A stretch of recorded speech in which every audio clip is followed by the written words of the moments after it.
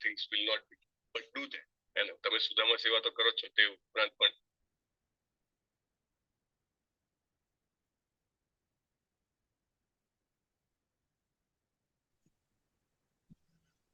हरे कृष्ण प्रभु, दंडवत प्रणाम। दंडवत प्रणाम भाविन प्रभु, रतिलाल प्रभु, वेलकम। हरे कृष्ण। हरे कृष्ण। हरे कृष्ण प्रभु जी। हरे कृष्ण सोनम माता जी, मुकेश चंद्र प्रभु, हरे कृष्ण। दीपल माता जी, हिरल माता जी, हितेश सोलंकी प्रभु, वेलकम। खूब खूब स्वागत है तमारू बधारू। हरे कृष्ण। राहुल खारवा प्रभु, हरे कृष्ण प्रभु जोशी जी। माता जी, आरती पाठक माता जी, अमित प्रभु, हरे कृष्ण। यशवी माता जी, हरे कृष्ण। अर्चना दवे माता जी, जागृति बेन, भानुबेन कावठिया जी, चंद्रिका वासिया माता जी, दीप्ति सोनी माता जी, एंड हेतल जोशी माता जी। हेतल यस बे वखत छे, सॉरी। देन सोनल जेठवा माता जी, जंखना बारोट माता जी, उर्मिला साधु माता जी, रतिलाल प्रभु, पारुल माता जी, चंद्रिका माता जी, नीरव प्रभु, जिग्ना पारेख माता जी। थैंक यू बधानो खूब खूब हृदयपूर्वक स्वागत है। इस्कॉन मैंगलुरु, हरे कृष्ण। इस्कॉन मैंगलुरु श्री श्री राधा गोविंद मंदिर कुलाय तरफ थी हूँ जितेन्द्र गोपेश दास आप सौनु खूब खूब हृदयपूर्वक स्वागत करू छू। श्रीमद भगवद गीता कॉलेज में लेवल 1 ना अभ्यासक्रम में आप सौनु खूब खूब हृदयपूर्वक स्वागत है। शुरुआत करीशु अभ्यासक्रम नी। भाविन प्रभु तमे एड्रेस करजो प्रभु, तमने कोर्स बनावी दो। हरे कृष्ण प्रभु जी, दंडवत प्रणाम। धन्यवाद प्रणाम हिरणमयी केशवी माता जी, वेलकम। हरे कृष्ण प्रभु जी, दंडवत प्रणाम। हरे कृष्णा माता जी, वेलकम। व्रजरानी विनीता माता जी, जयेंद्र प्रभु, पुनीता माता जी, सुलोचना शुक्ला माता जी, हेमा मोदी माता जी, हरे कृष्ण प्रभु। हरे कृष्णा यस। मुकेश चंद्र प्रभु ત્યાંથી માતાજી શું નામ છે તમારું? પरमा ચંદ્રિકા, પણ પ્રભુજી મારે વિડિયો કે ઓન નથી થતો ને ઓડિયો ઓન નથી થઈ શકતો.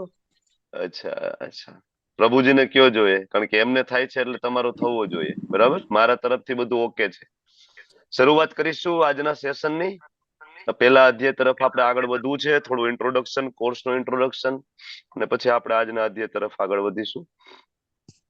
તમારી સાથે હું પીપીટી શેર કરું છું, તો ખૂબ ખૂબ હૃદયપૂર્વક સ્વાગત છે। ભગવદ ગીતાને સમજો, 18 દિવસ અને 18 અધ્યાય જે કોર્સમાં તમે એન્ટ્રી લીધી છે, એ કોર્સ લેવલ 1 કક્ષાનો કોર્સ છે શ્રીમદ ભગવદ ગીતાને સમજવા માટેનો, જેમાં 18 દિવસમાં 18 અધ્યાય। ખૂબ મને આનંદ થાય છે કે આજે આપણે 44મી બેચમાં આગળ વધી રહ્યા છીએ, 44। અત્યાર સુધીમાં આપણે 43 બેચ લીધી છે, અને તમને બધાને જાણીને આનંદ થશે કે વિશ્વનો સૌથી મોટો ઓનલાઈન કોર્સ છે, world largest online Shrimad Bhagavad Gita કોર્સમાં આપ સૌનું ખૂબ ખૂબ હૃદયપૂર્વક સ્વાગત છે। આ કાર્યક્રમ થોડું આપણે ભગવદ ગીતાના કોર્સ વિશે ઇન્ટ્રોડક્શન, અને પછી આપણે પેલા અધ્યાય તરફ આગળ વધવાના છીએ। દર મહિનાના પહેલા સોમવારની આસપાસ આ કોર્સ ચાલુ થાય છે। 43 બેચ આપણે પૂર્ણ કરી ચૂક્યા છીએ, અને અત્યાર સુધીમાં લગભગ 10 lakh participant all over the world, all over the globe, વિશ્વના લગભગ એક પણ એવી ભાષા નથી જેમાં કોર્સ નથી ચાલુ। મોસ્ટ ઓફ બધી ભાષામાં કોર્સ ચાલુ છે। ભારતની પણ બધી ભાષાઓમાં ચાલુ છે, જેમાં તુલુ, મરાઠી, ઇંગ્લિશ, ગુજરાતી, હિન્દી, બધી બેચના અલગ અલગ ટીચર્સ આ કોર્સ લઈ રહ્યા છે। 1 2 3 4 ઓકે। તો ખૂબ ખૂબ સ્વાગત છે ઇસ્કોન મેંગલુરુ મંદિર, જ્યાંથી આ કોર્સ પ્રસારિત કરવામાં આવે છે। આ મંદિરના ભગવાન છે શ્રી શ્રી રાધા ગોવિંદજી, અને કોર્સની શરૂઆત કરતા પહેલા એક નાનું એવું મંગલાચરણ તમને ખબર છે ને, કોઈ પણ સારું કામ કરીએ તો આપણે મંગળતાને આવકારીએ, બરાબર ને? જે ભગવાનના પરમ ભક્તો, પરમ વૈષ્ણવોને યાદ કરીએ, ભગવાનને યાદ કરીએ, અને પછી આપણે જ્ઞાન યજ્ઞની શરૂઆત કરીશું। ઓમ જ્ઞાનતિમિરાન્ધસ્ય જ્ઞાનાંજન શલાકયા चक्षुरुन्मिलितं येन तस्मै श्रीगुरुवे नमः। श्रीचैतन्यमनोभीष्टं स्थापितं येन भूतले स्वयं रूपकदा मह्यं ददाति स्वपदान्तिकं। वन्देऽहं श्रीगुरो श्रीयुतापदकमलं श्रीगुरून् वैष्णवांश्च श्रीरूपं साग्रजातं सगणरघुनाथान्वितं तं सजीवं साद्वैतं सावधूतं परिजनसहितं कृष्णचैतन्यदेवं श्रीराधा कृष्णपादान् सगणललिता श्रीविशाखान्वितांश्च। हे कृष्ण करुणा सिन्धु दीनबन्धु जगत्पते गोपेश गोपिका कान्त राधा कान्त नमस्तुते। तप्त काञ्चन गौरांगी श्रीराधे वृन्दावनेश्वरी वृषभानुसुते देवी प्रणमामि हरिप्रिये। वाञ्छाकल्पतरुभ्यश्च कृपा सिन्धुभ्य एव च पतितानां पावनेभ्यो वैष्णवेभ्यो नमो नमः। नमो ओं विष्णुपादाय कृष्णपृष्ठाय भूतले स्मृति भक्तिवेदांत स्वामिनिति नामिने। नमस्ते सरस्वती देवे गौरवाणी प्रचारिणे निर्विशेष शून्यवादी पाश्चात्य देश तारिणे। जय श्री कृष्ण चैतन्य प्रभु नित्यानंद श्री अद्वैत गदाधर शिवासादि गौर भक्त वृंद। हरे कृष्णा कृष्ण कृष्णा हरे हरे हरे राम राम राम हरे हरे। तो ક્લાસની શરૂઆત હરે આપણે કૃષ્ણ પ્રભુજી દંડવત પ્રણામ. દંડવત પ્રણામ શોભના માતાજી વેલકમ મીરા ભટ્ટ હરે માતાજી કૃષ્ણ. હરે કૃષ્ણ વેલકમ ખૂબ ખૂબ હૃદયપૂર્વકનું સ્વાગત છે વેલકમ સંજય જાગાણી પ્રભુ વેલકમ પારુલ માતાજી યસ થેન્ક યુ તો આજનું જે શરૂઆત છે આજનો ક્લાસ છે 3 ભાગમાં વિભાજિત છે ઓરિએન્ટેશન લઈશું થોડું ઇન્ટ્રોડક્શન લઈશું કોર્સ અને કોર્સ જ્યાંથી પ્રસારિત થાય છે એ અને પછી આપણે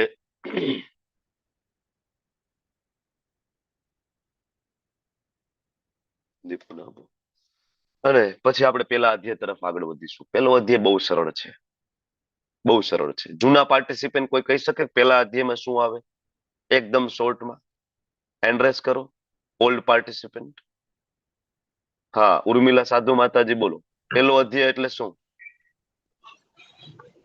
બોલો ઉર્મિલા માતાજી હરે કૃષ્ણ હરે હા બોલો કૃષ્ણ બોલો બોલો પેલા અધ્યાયમાં આવે હરે કૃષ્ણ પ્રભુજી. અને યુધિષ્ઠિરની મનોસ્થિતિ અર્જુનના યુદ્ધ ના કરવાના 5 કારણો. હરી બોલ ખૂબ સરસ હરે કૃષ્ણ.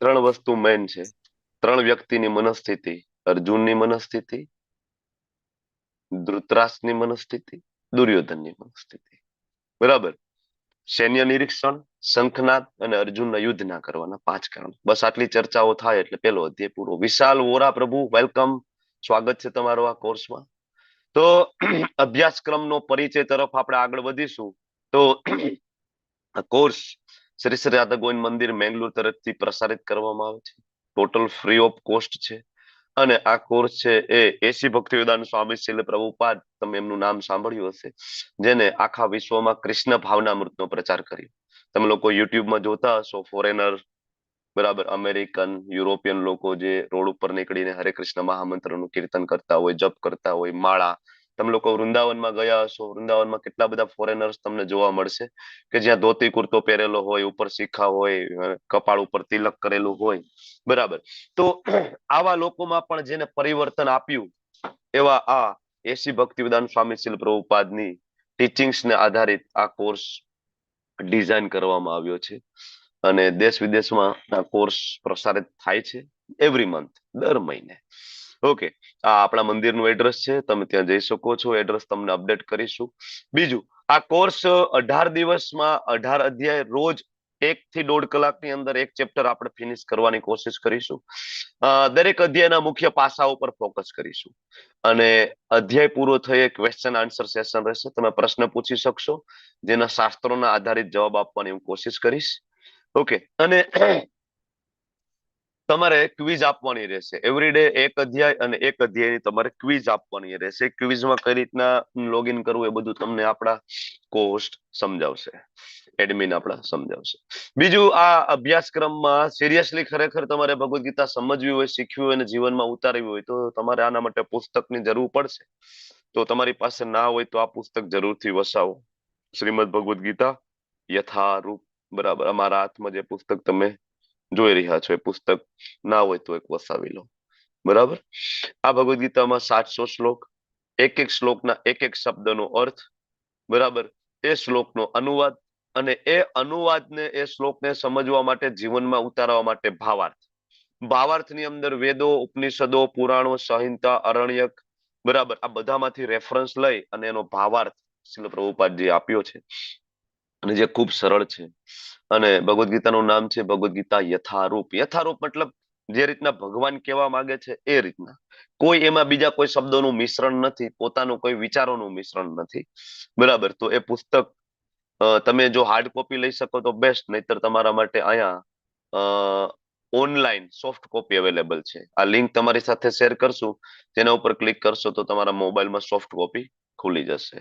પુસ્તકોની ખરીદી કરવા માટેની લિંક તમને આપવામાં આવશે, જ્યાં તમે આ પુસ્તક શોપિંગ કરી શકશો ઓનલાઈન. તમારે ઘરે એડ્રેસ આપશો એટલે તમે પહોંચી જશે.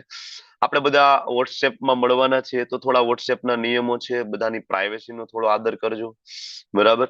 અને ટીચર અને એડમિનના પરિચયમાં આગળ વધીએ તો ટીચર એટલે હું.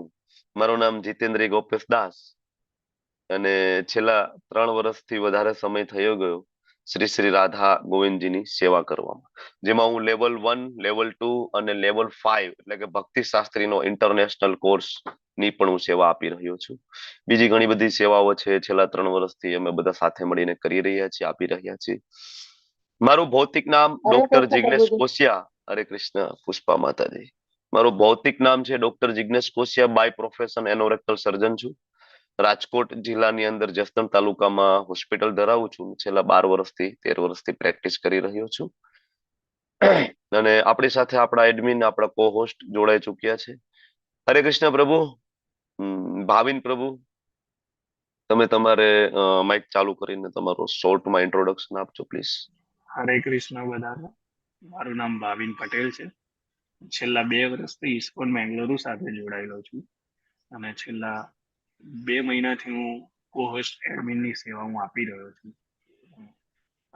લેવલ 1 બેચમાં. હું એગ્રીકલ્ચરનો બિઝનેસ ધરાવું છું. સાથે સાથે સ્પિરિચ્યુઅલ લાઈફમાં ઇસ્કોન બેંગલુરુ સાથે જોડાઈને મારી સ્પિરિચ્યુઅલ લાઈફમાં પ્રગતિ સાધવાનો પ્રયત્ન કરી રહ્યો છું.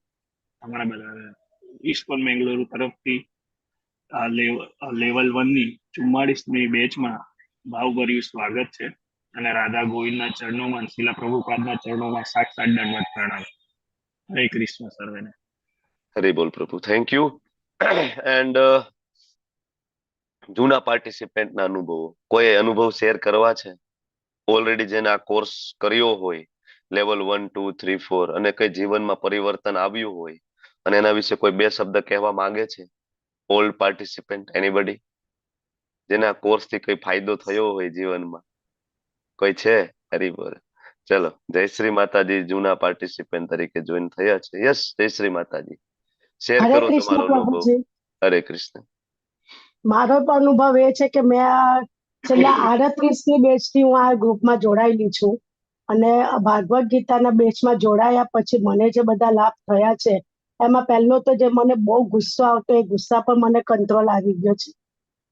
પ્લસ મારી લાઈફ એકદમ ટોટલી ચેન્જ થઈ ગઈ છે. અને ખાસ કરીને જયારે આપણે માયાપુર જઈ આવ્યા છે પછી જે ચેન્જ થઈ છે એ ખૂબ જ મારી વસ્તુમાં બધામાં ચેન્જ થઈ ગયું છે. એટલે બધાને વિનંતી કરીએ છીએ કે તમે આ અધ્યાય 1માં તમે અગર જોડાયા છો લેવલ 1માં, તો હંમેશા 18 અધ્યાય સુધી તમે બની રહેજો અને જોડાઈને રહેજો. તમને ખૂબ જ લાભ થશે અને બધી રીતે શાંતિ થશે. હરે કૃષ્ણ. હરે કૃષ્ણ. યસ, મુકેશ ચંદ્ર પ્રભુ, શું લાભ થયો? આ કોર્સ કારગત છે કે નહીં? શું લાગે છે? સમજાય છે કે નહીં ભગવદ ગીતા? મુકેશ ચંદ્ર પ્રભુ, તમે તમારું માઇક ચાલુ કરો જેથી તમારો અવાજ મને સંભળાય. તમારું માઇક બંધ છે જેથી તમારો અવાજ મને નહીં સંભળાય. તમે માઇક. હરે પ્રભુજી. હરે કૃષ્ણ. બોલો બોલો. હરે કૃષ્ણ પ્રભુજી. આ ગીતા સાંભળ્યા પછી બહુ જ સમજાય છે. પેલા તો અમે પોપટની જેમ બધા શ્લોક બોલતા હતા, બરાબર? સ્થિત પ્રજ્ઞાના લક્ષણો છે કે એ બધું અમે ગીતાજીના અધ્યાય ને બધા શીખ્યા છે અમારા ગામમાં.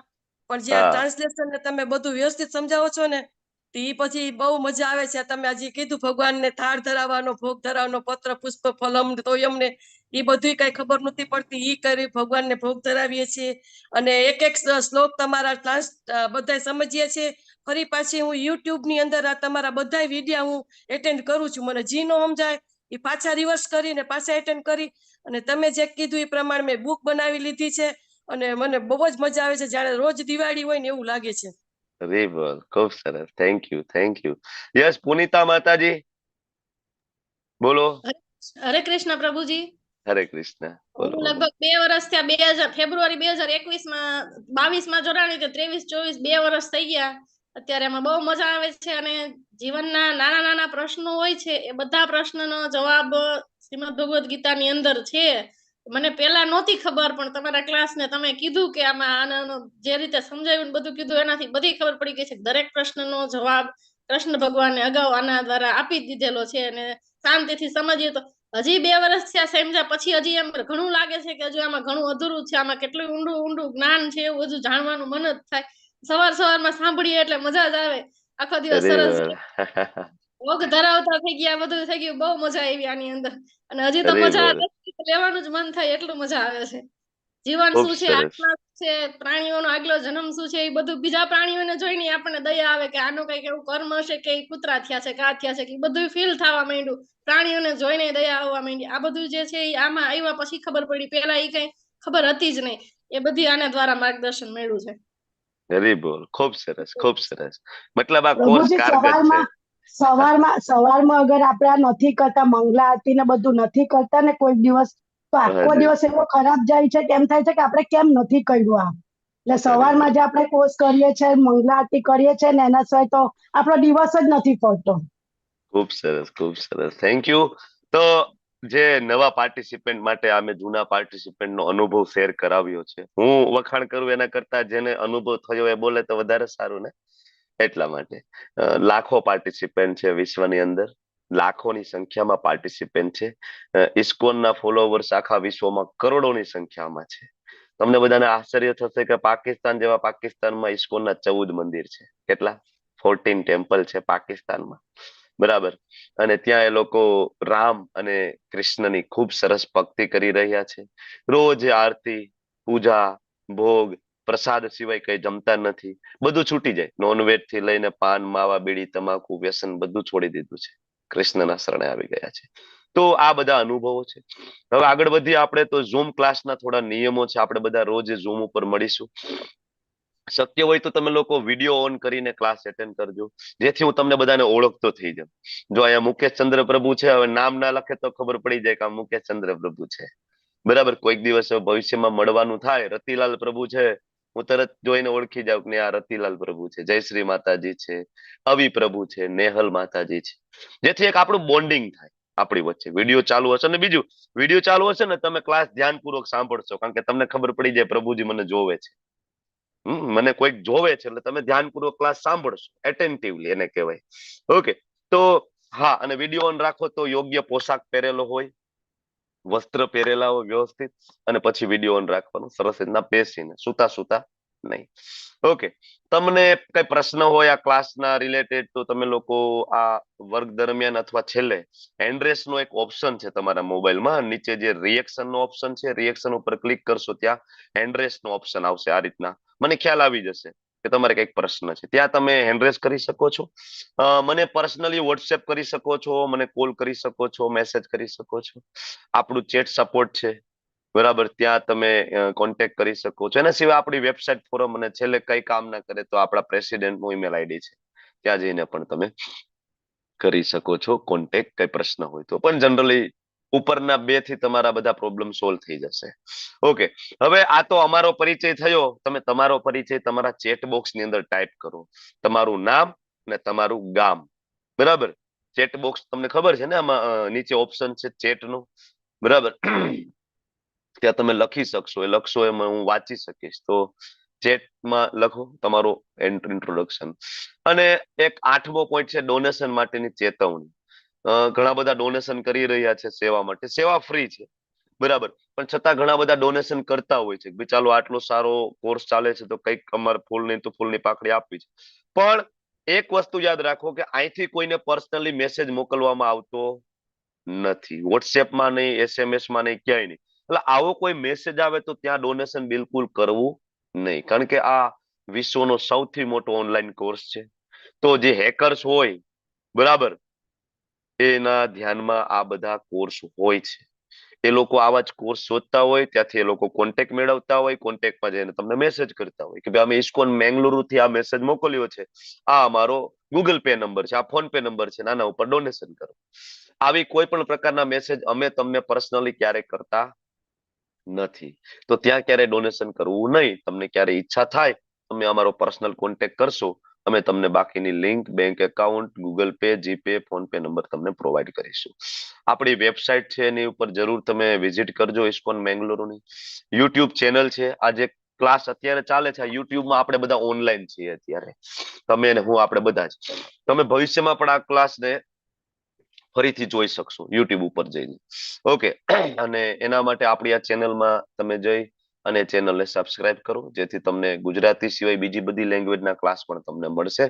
ફેસબુક પેજ છે, ત્યાં જઈને લાઈક કરજો, જેથી તમને આવનારા બધા નોટિફિકેશન પ્રાપ્ત થાય.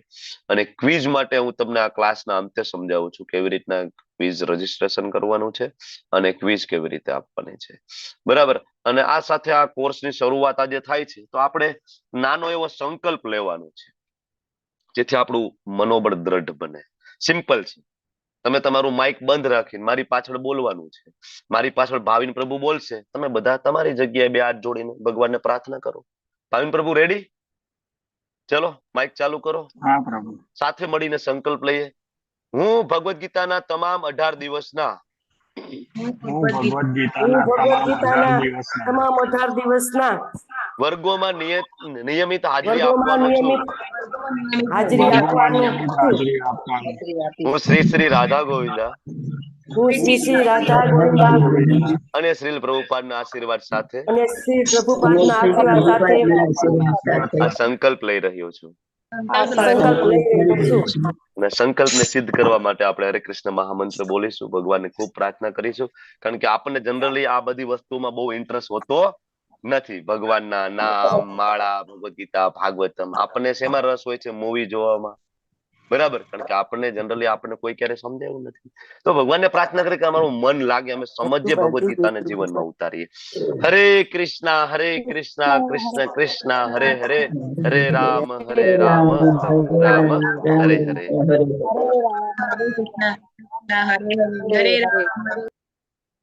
ખૂબ ખૂબ ધન્યવાદ. તો સામાન્ય પ્રશ્ન તમારા બધા હશે, આ બધા પ્રશ્નો તમે પૂછી શકશો ગમે ત્યારે, એનો જવાબ પણ તમને આપીશું. તમને આવું સરસ મજાનું સર્ટિફિકેટ પ્રાપ્ત થશે 18 દિવસના અંતે, અને એ સર્ટિફિકેટ દ્વારા તમે લેવલ 2 માં એન્ટ્રી મેળવી શકશો. લેવલ 2 નો અભ્યાસક્રમ છે, આના કરતા ડિટેલમાં છે, હું તમને આગળ સમજાવીશ. ઓકે, અત્યારે તમે જેમાં એન્ટ્રી લીધી છે એ લેવલ 1 કોર્સ છે. વેલકમ કવિતા ચૌધરી માતાજી એન્ડ કલ્પેશ પરમાર પ્રભુ, હિતેશ પ્રભુ, રમેશ પટેલ પ્રભુ, ખૂબ ખૂબ ધન્યવાદ આ કોર્સમાં એટેન્ડ કરવા બદલ, જોઈન થવા બદલ. અર્ચના માતાજી, વેલકમ. તો આવું સરસ સર્ટિફિકેટ તમને લોકોને પ્રાપ્ત થશે, અને જેના દ્વારા તમે લેવલ 2 માં એન્ટ્રી લઈ શકશો. ટોટલ આપણી જે ISKCON Mangaluru college of Shrimad Bhagavad Gita, એની અંદર અલગ અલગ લેવલ ભગવદ ગીતાના છે. લેવલ 1, 2, 3, 4, 5. ઓકે, 5 લેવલ સુધીના કોર્સિસ ચાલે છે, જેમાં લેવલ 5 એ ઇન્ટરનેશનલ કોર્સ છે, અને લેવલ 1 માંથી 2 માં એન્ટ્રી મળે, 2 થી 3 માં એન્ટ્રી મળશે. એમાં ભગવદ ગીતાની ડેપ્થ, સમજણની ડેપ્થ છે, ધીમે ધીમે ધીમે વધતી જાય છે. ઉપત પ્રભુ, વેલકમ. ઉપત મોરવાડિયાજી. ઓકે, તો એક્ઝામ જે આમાં ક્વિઝ છે બહુ સરળ છે. મેં તમને કહ્યું ને, ક્વિઝ રોજ આપવાની છે, બહુ સરળ છે. ABCD 4 ઓપ્શન હશે અને એમાંથી તમારે ક્વિઝ આપવાની છે. એકદમ સરળ છે. તમને ઇન્ટરનેટ કે ઝૂમ કે ના આવડે તો તમે અમને કોન્ટેક્ટ કરી શકો છો. કઈ ના સમજે તો ભાવિન પ્રભુ, કિરણ પ્રભુ તમને ગાઈડ કરશે. ઓકે, અને આગળ જ્યાંથી આ કોર્સ પ્રસારિત કરવામાં આવે છે એમના વિશે આપણે થોડું સમજીશું. એની પહેલા આપણે શ્રીમદ ભગવદ ગીતાનું મહાત્મય, આદિ શંકરાચાર્યજી દ્વારા શ્રીમદ ભગવદ ગીતાનો મહિમા ગાવામાં આવ્યો છે. ખૂબ સુંદર મહિમા છે. ગીતા શાસ્ત્રમ ઇદમ પુણ્યમ યહ પઠેત પ્રયત પુમાન વિષ્ણુપાદમ અવાપ્નોતિ ભય શોકાદિ વર્જિતઃ. ભગવદ ગીતા દેવી સાહિત્ય છે. જે કોઈને ધ્યાનથી વાંચે અને એમાં આપેલા નિયમોનું પાલન કરે અને ભગવાન વિષ્ણુ ભગવાન કૃષ્ણનો આશ્રય લે, તમામ ભય અને ચિંતાઓથી મુક્ત થઈ જાય છે. ભય અને ચિંતાઓથી તો આપણે મુક્ત થવું છે. એનો અહીંયા રસ્તો આપેલો છે. રસ્તો શું છે? ભય ચિંતામાંથી મુક્ત થવા માટેનો. બરાબર. જો કોઈ વ્યક્તિ નિષ્ઠાપૂર્વક અને ગંભીરતાથી ભગવદ ગીતા વાંચે, નોટ બનાવે સાથે સાથે, બરાબર, ગંભીરતાથી સ્ટડી કરે, અને તો ભગવાનની કૃપાથી ભૂતકાળના તમામ દુષ્કૃત્યોના પરિણામો તેને અસર કરતા નથી. કોઈ વ્યક્તિ દરરોજ સ્નાન કરે પાણીમાં તો પોતાને શુદ્ધ કરે. આપણે રોજ સવારે સ્નાન કરીએ ને, જળમાં નિત્ય સ્વચ્છ કરીએ આપણી જાતને. ભગવદ ગીતા રૂપી પવિત્ર ગંગા જળમાં કોઈ એકવાર પણ સ્નાન કરે તો ભૌતિક જીવનની તમામ પ્રકારની મલિનતાઓમાંથી સદા સદાને માટે મુક્ત થઈ જાય. તમને ખબર છે ને, હરિદ્વારમાં તમે લોકો ગંગાજીમાં સ્નાન કરવા જાઓ છો ને, આપણે બધા જાય છે ને, બરાબર ને? ગંગાજીમાં સ્નાન કરીને ડૂબકી મારી, હર હર ગંગે, બધા પાપ આપણા ધોવાઈ જાય. ખબર છે ને ગંગાજી ક્યાંથી પ્રગટ થયા છે? ભગવાન શ્રી વિષ્ણુ, ભગવાન શ્રી વામન દેવના અંગૂઠામાંથી પ્રગટ થઈ અને ભગવાન શિવજીએ ધારણ કર્યા અને શિવજીની જટામાંથી આપણને પ્રાપ્ત થયા. બરાબર, આ રીતના. તો વિચાર કરો કે જેમના અંગૂઠામાંથી પણ જે ગંગાજી પ્રગટ થયા છે એટલા પવિત્ર કરનારા હોય, તો એમના મુખમાંથી નીકળેલા શબ્દો કેટલા પવિત્ર કરી શકે છે? બરાબર ને? તો અહીંયા આદિ શંકરાચાર્યજી આ એનું મહાત્મ્યનું વર્ણન કરે છે. ભગવદ ગીતા ભગવાનના મુખમાંથી નીકળી છે. અન્ય કોઈ વૈદિક સાહિત્ય વાંચવાની જરૂર નથી. કિમ અન્યો શાસ્ત્ર વિસ્તરે. બીજા કોઈ વૈદિક સાહિત્યો વાંચવાની જરૂર નથી. આદિ શંકરાચાર્યજીનું આ સ્ટેટમેન્ટ છે. શું કામ? તો કે ભાઈ આપણે, તમે વિચાર કરો કે 4 વેદ, 108 ઉપનિષદ, 18 પુરાણો, 18 ઉપપુરાણો, એના સિવાય આપણા ઇતિહાસ, રામાયણ, મહાભારત અને બીજા ઘણા બધા સંહિતાઓ, અરણ્યક, શ્રુતિ, સ્મૃતિ ગ્રંથો. હવે ખાલી વિચાર કરો કે શ્રીમદ ભાગવતમની અંદર જ 18,000 શ્લોક છે. મહાભારત જે આપણને અત્યારે પ્રાપ્ત છે, 1 લાખ શ્લોક છે મહાભારતની અંદર. 1 લાખ. ઓરિજિનલ મહાભારત જે અત્યારે અપ્રાપ્ય છે એમાં તો 10 લાખ શ્લોક હતા. પ્રાપ્ય છે એમાં 1 લાખ શ્લોક છે. તો ઇઝ ઇટ પોસિબલ કે આપણે 1 લાખ શ્લોકો વાંચી લઈશું, વેદો વાંચી લઈશું, પુરાણો વાંચી લઈશું? બધું શક્ય નથી. એટલા માટે આદિ શંકરાચાર્યજીને ખબર હતી. એમને આપણને કહ્યું, સમજાવ્યું, ખાલી ભગવદ ગીતા છે, સંપૂર્ણ વૈદિક સાહિત્યનો સાર છે, એ વાંચી લો. બરાબર. અને જે કોઈ ખંતથી વાંચે છે, સાંભળે છે, બરાબર, એને આગળ કીધું ભય શોકાદી વર્જિત. બધા ભય અને શોકમાંથી દૂર થઈ જાય. બધા દુષ્કૃત્યોના પરિણામો એને અસર કરતા નથી. એક જ પુસ્તક શ્રીમદ ભગવદ ગીતા પૂરતું છે. સમગ્ર વૈદિક સાહિત્યનું સાર છે. ગંગાનું પાણી પીવે છે અને મુક્તિ પ્રાપ્ત થાય. તમને ખબર છે કે જેનું શરીર છૂટે એને આપણા મોઢામાં, એમના મોઢામાં 1-1 ચમચી ગંગાજળ મૂકવામાં આવે. બરાબર ને? કારણ કે એની મુક્તિ થાય, મોક્ષ થાય. તો વિચાર કરો કે ભગવદ ગીતાનું અમૃત પીનારા વિશે શું કહી શકાય? ભગવદ ગીતા મહાભારતનું અમૃત છે અને ભગવાન શ્રી કૃષ્ણ, બરાબર, ભગવાન વિષ્ણુ દ્વારા વર્ણવવામાં આવ્યું છે. આ ગીતોપનિષદ ભગવદ ગીતા તમામ ઉપનિષદોનો સાર છે. બધા જ ઉપનિષદો, વેદોનો અલ્ટિમેટલી સાર. અને અહીંયા એને ઉપમા આપવામાં આવી છે કે ભગવદ ગીતા છે કેવી છે? ગાય જેવી છે. ગ્વાલબાલા, ગોવડિયા તરીકે ભગવાન કૃષ્ણ અને ગીતા રૂપી ગાયને દોહે છે. અર્જુનને વાછડા તરીકે સામે ઉભા રાખ્યા છે અને બધા વિદ્વાન અને શુદ્ધ ભક્તો ભગવદ ગીતાના દૂધના પાન કરનારા છે. ગાયને દોહવી હોય, જેની ઘરે ગાય હોય એને ખબર હશે, વાછડાને સામે બાંધે, ગાય વાછડાને જોવે એટલે એનું જે માતૃત્વ છલકે એનાથી વધારે દૂધ આપે. બરાબર. ઘણા બધાને એમ થાય કે ભગવદ ગીતા અર્જુન માટે છે. આપણને અત્યાર સુધી એવું જ હતું, ભગવદ ગીતા કોના માટે છે? અર્જુન માટે. એને યુદ્ધ કરવાનું હતું તો કન્ફ્યુઝ હતા, તો ભગવાને યુદ્ધ કરવા માટેનો આદેશ આપ્યો. બીજું કઈ છે નહીં. હકીકતે ભગવદ ગીતા અર્જુન માટે છે નહીં. જેમ જેમ ભગવદ ગીતા વાંચશો તમને ખબર પડશે કે અર્જુન માટે છે જ નહીં ભગવદ ગીતા. ભગવદ ગીતા કોના માટે છે? અર્જુન કોણ છે? આ તમને ખબર પડશે. આગળ કહે છે એકમ શાસ્ત્રમ, એક જ શાસ્ત્ર. બરાબર. કયું? શ્રીમદ ભગવદ ગીતા. બરાબર. એકો દેવો, એક દેવ, એક ભગવાન. કોણ? દેવકી પુત્ર ભગવાન શ્રી કૃષ્ણ.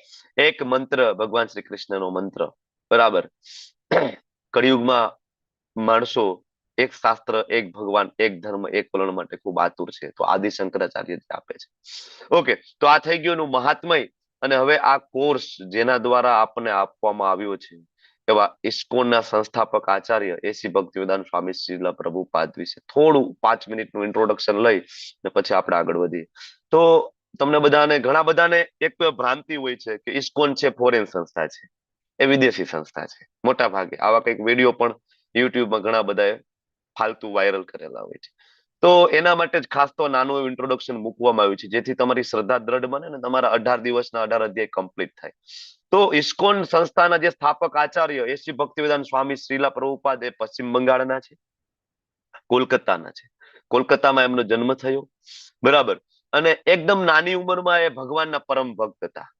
નાની ઉંમરમાં આપણે બધા જનરલી જન્માષ્ટમીના મેળામાં જે તો આપણે ગન માગીએ, બંદૂક લઈ દો પપ્પા, બંદૂક લઈ દો, બરાબર. પણ પ્રભુપાદ એના પિતા ગોર મોહન ડેને કહેતા કે પપ્પા મને રથ બનાવી દો, મારે જગન્નાથજીનો રથ બનાવવો છે. કા તો કે મારે રથયાત્રા કાઢવી છે. અને એ નાના એવા અભયચરણ, એનું નામ હતું દીક્ષા પહેલાનું નામ અભયચરણ. એ અભયચરણ એ કોલકાતાની શેરીઓમાં પોતાના નાના એવા રથ લઈને જગન્નાથજીની રથયાત્રા કાઢતા હતા. ઘણા બધા માણસો જોડાતા હતા શેરીના, બરાબર. એમ કરીને ધીમે ધીમે મોટા થયા, કોલેજમાં ગયા. કોલેજમાં એમના મિત્રએ કહ્યું કે ભાઈ સાધુ મહાત્મા આવ્યા છે, મળવા જવું છે.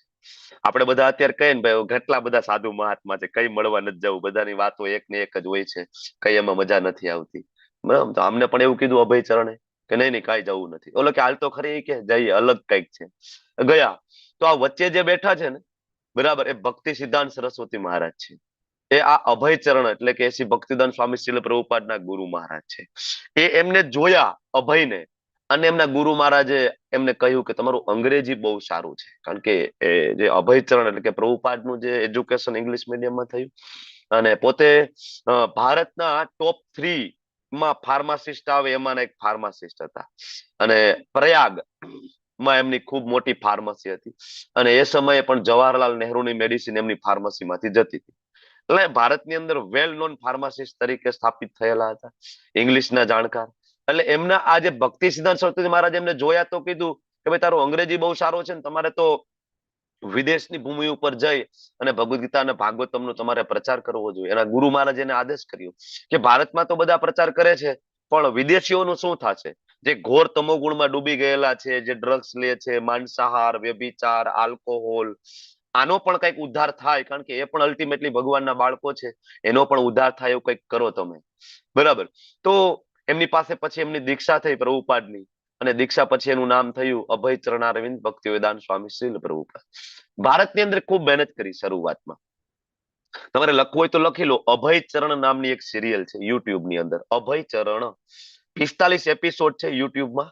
સમય મળે એક એક એપિસોડ જોવો, તમને ખ્યાલ આવશે કે ભારત ભૂમિ ઉપર એવા સંત થયા છે, મહાન સંત થયા છે, બરાબર, કે જેને રામ અને કૃષ્ણની ભક્તિનો પ્રચાર કરવા માટે સંપૂર્ણ જીવન પોતાનું આપી દીધું છે. તો ભારતમાં ખૂબ પ્રયત્ન કર્યો. ઇસ્કોનની શરૂઆત ભારતમાં થઈ. સૌ પ્રથમ ઝાંસીમાં શરૂઆત થઈ, જેનું નામ રાખ્યું લીગ ઓફ ડિવોટીઝ, બરાબર. ટ્રસ્ટ રજીસ્ટર થયું, બિલ્ડિંગ ભાડે રાખી, એ બધું થયું. અને ભારતમાં પ્રચાર કરવાની ખૂબ કોશિશ કરી. પણ અહીંયા આપણે બધા કહીએ ને, અમને બધી ખબર પડે છે. આપણે શું કહીએ, અમે તો જાણીએ જ છીએ. તમે લોકો પણ ભગવદ ગીતા પ્રચાર કરવા માટે ભક્તો આવતા હશે તમારી પાસે, બરાબર. તો હું પોતે પણ જાઉં છું. તો 80% જવાબ એક જ હોય છે, શું? અમને બધી ખબર છે, અમારી પાસે ભગવદ ગીતા છે, અમને બધી ખબર પડે છે. તો ભારતમાં ખૂબ પ્રયત્ન કર્યો. દિલ્હીમાં ગયા પ્રભુપાદ, દિલ્હીની સડકો ઉપર ખુલ્લા પગે, બરાબર, બપોરના બળબડતા તડકાની અંદર હાથમાં પેમ્પલેટ લઈને ખૂબ પ્રચાર કરવાની કોશિશ કરી. ઘણી બધી વખત તડકાના કારણે બેભાન થયા, બરાબર. તો એવો પ્રતિસાદ મળ્યો નહીં. લગભગ 30 વર્ષ 35 વર્ષ પ્રભુપાદે ભારતમાં પ્રયત્ન કર્યો, બરાબર, પણ એવો પ્રતિસાદ ના મળ્યો. પછી એમને એને ગુરુ મહારાજની જે આદેશ હતો, બરાબર, એનું એને પાલન કર્યું. અને 70 વર્ષની ઉંમરે એને પોતાની ફાર્મસી, પોતાનો પરિવાર બધું છોડી દીધું, સંન્યાસ લીધો. સંન્યાસ લઈને એ અમેરિકા રવાના થયા, માલવાહક જહાજની અંદર, મતલબ બોટની અંદર, માલવા કાર્ગો શિપમાં બેઠા. મહા મહેનતે ટિકિટ મળી ને કાર્ગો શિપમાં બેઠા અને અમેરિકા ગયા 1966માં. અને ત્યાં રસ્તામાં 2 વખત મેજર હાર્ટ એટેક આવે છે, મેજર હાર્ટ એટેક આવે છે. ખિસ્સામાં ખાલી 40 રૂપિયા એ સમયના. તમે જે $8 જેવી અમાઉન્ટ હતી અને એ સમયના 40 રૂપિયા જેવી અમાઉન્ટ લગભગ થતી હતી. 40 રૂપિયા લઈને ત્યાં ગયા અમેરિકા. કોઈ ઓળખીતું નહીં, કોઈ જાણીતું નહીં, ખાલી એક જ હૃદયમાં ભાવના છે. શું? તો કે મારા ભગવાનનો જ્ઞાનનો પ્રચાર કરવો છે, ભગવદ્ ગીતાનો પ્રચાર કરવો છે, ભાગવતમનો પ્રચાર કરવો છે, ભક્તિનો પ્રચાર કરવો છે, સનાતન ધર્મનો પ્રચાર કરવો છે. આવી ભાવના સાથે અમેરિકા ગયા. બોસ્ટનમાં ઉતર્યા, ન્યુયોર્ક ગયા અને ન્યુયોર્કની અંદર 3 વર્ષ સુધી એક નાના એવા ગાર્ડનમાં બેઠા બેઠા, થોમ્કિન્સન પાર્ક કરીને ગાર્ડન છે, ત્યાં બેઠા બેઠા નાની એવી ડફલી જેવું ખાલી હતું. બીજા પણ વાદ્યો પણ નહોતા, હાર્મોનિયમ કેવું કાંઈ નહીં, નાની એવી ડફલી, ઢોલક જેવું લઈને એમાં સતત કીર્તન કરતા, હરે કૃષ્ણ કૃષ્ણ કૃષ્ણ હરે હરે, હરે રામ રામ રામ હરે હરે. સતત રોજ કીર્તન, એવરી ડે, સવારથી લઈને સાંજ સુધી. તો અમેરિકામાં એ સમયે ત્યાંના યંગસ્ટર હતા ને, એને અમેરિકન સરકાર સામે બળવો પોકારી દીધો હતો. બરાબર. અને યંગસ્ટરો બધા ઘર છોડીને રોડ ઉપર નીકળી ગયા હતા, જેને કહેવાય હિપ્પીઝ. ખાવાનું ભાન નહીં, નાવાનું ભાન નહીં, બરાબર, કઈ નહીં. એ લોકોના કાનમાં શબ્દ પડ્યા. કોના? ભગવાન કૃષ્ણ અને રામના નામના. અને જોયું કે આમાં તો મજા આવે છે, આ સાંભળવાની બહુ મજા આવે છે. એમ કરીને લોકો બધા આવ્યા અને બાજુમાં બેસી ગયા. કોના? પ્રભુપાદની બાજુમાં. જેવું આવડે એવું. એને તો કૃષ્ણય બોલતા ન આવડે ને, રામ બોલતા ન આવડે તો રામા બોલે, રામો બોલે, કઈ ને કઈ. બાજુમાં ગોઠવાઈ ગયા. કોઈ પાસે ગિટાર હતું, ગિટાર લઈને આવ્યા. કોઈ પાસે ડ્રમ હતા, ડ્રમ લઈને આવ્યા. અને બધા સાથે મળીને પ્રભુપાદની સાથે પાછળ કીર્તન કરવાનું ચાલુ કર્યું. ધીમે ધીમે તમે જો આ પિક્ચર જોવો છો, સમય વીતતો ગયો અને ભગવાન રામ અને ભગવાન કૃષ્ણના નામની અંદર એટલી બધી શક્તિ છે કે આ બધા જ જે હિપ્પીઝ, જે ડ્રગ લેતા હોય, આલ્કોહોલ લેતા હોય, વ્યભિચારી, માંસાહારી, એ ધીમે ધીમે બધા શુદ્ધ થયા. ભાગવતમની કથા સાંભળી, ભગવદ્ ગીતા સાંભળીને એવા તો શુદ્ધ થયા કે બધાએ પોતાના મસ્તકના વાળ પણ કઢાવી નાખ્યા, શિખા રાખી દીધી, ધોતી કુર્તો પહેરતા થઈ ગયા, મસ્તક ઉપર તિલક, બરાબર. અને સંપૂર્ણ જીવન એને આપણા ભારતના મહાન સંતના શરણે મૂકી દીધું, બરાબર. અને જે કયો એ કરવા માટે તૈયાર. અને પ્રભુપાદે ત્યારે આદેશ કર્યો, બરાબર, તમે જાપાન જાઓ, ચાઇના જાઓ, રશિયા જાઓ, પાકિસ્તાન જાઓ, બરાબર. અને અલગ અલગ દેશની અંદર અલગ અલગ ભક્તો ગયા અને આ મુવમેન્ટની શરૂઆત થઈ, હરે કૃષ્ણ મુવમેન્ટની શરૂઆત થઈ. આજે તમે જો વિશ્વની અંદર ઇસ્કોનના ભવ્યાતિ ભવ્ય મંદિરો છે, બરાબર. તમે અમેરિકામાં જોવો તો પ્રભુપાદ પેલેસ ઓફ ગોડ છે, ભગવાનનો પેલેસ નામે સરસ મજાનો પેલેસ બનાવ્યો છે. બીજું ભક્તિ વેદાંત મેનોર છે, યુકે લંડનની અંદર. અને યુક્રેનની અંદર, રશિયાની અંદર જયારે ઇસ્કોનનો કોઈ કાર્યક્રમ હોય, હરે કૃષ્ણ મુવમેન્ટનો કોઈ કાર્યક્રમ હોય, તો કોઈ લોકો હોલ અથવા જ્ઞાતિની વાડે ભાડે નથી રાખતા. શું કામ? પૈસા નથી એટલે નહીં. માનવ મહેરામણ એટલું બધું ઉમટે છે કે કોઈ હોલ છે એ સમાવી શકવાની ક્ષમતા ધરાવતું નથી. એટલા બધા ભક્તો છે યુક્રેનની અંદર, રશિયાની અંદર, લંડનની અંદર, કે એને ઓપનમાં જ રાખવું પડે. લાઈક અત્યારે પ્રાઇમ મિનિસ્ટર આવે તો પ્રાઇમ મિનિસ્ટરના કાર્યક્રમ મોટા ખેતરમાં ઓપનમાં જ હોય, કારણ ખબર ના પડે કેટલી પબ્લિક આવી શકે, બરાબર. એવી રીતના ત્યાં હરે કૃષ્ણ જે મુવમેન્ટના, જે આંદોલનના જે કાર્યક્રમો છે એના માટે ઓપન પંડાલ રાખવામાં આવે. એના સિવાય સાઉથ આફ્રિકાની અંદર ડર્બનમાં સુંદર મજાનું મંદિર છે. અને તમને બધાને જાણીને ખૂબ આનંદ થશે, બધા હિન્દુ ભાઈઓ, સનાતન ધર્મીઓની છાતી ગદગદ ભૂલાઈ જાય કે હમણાં આપણે અયોધ્યાની અંદર પ્રભુ શ્રી રામચંદ્રજીની પ્રાણ પ્રતિષ્ઠા થઈને ભવ્યાતિ ભવ્ય મંદિર બન્યું, બરાબર.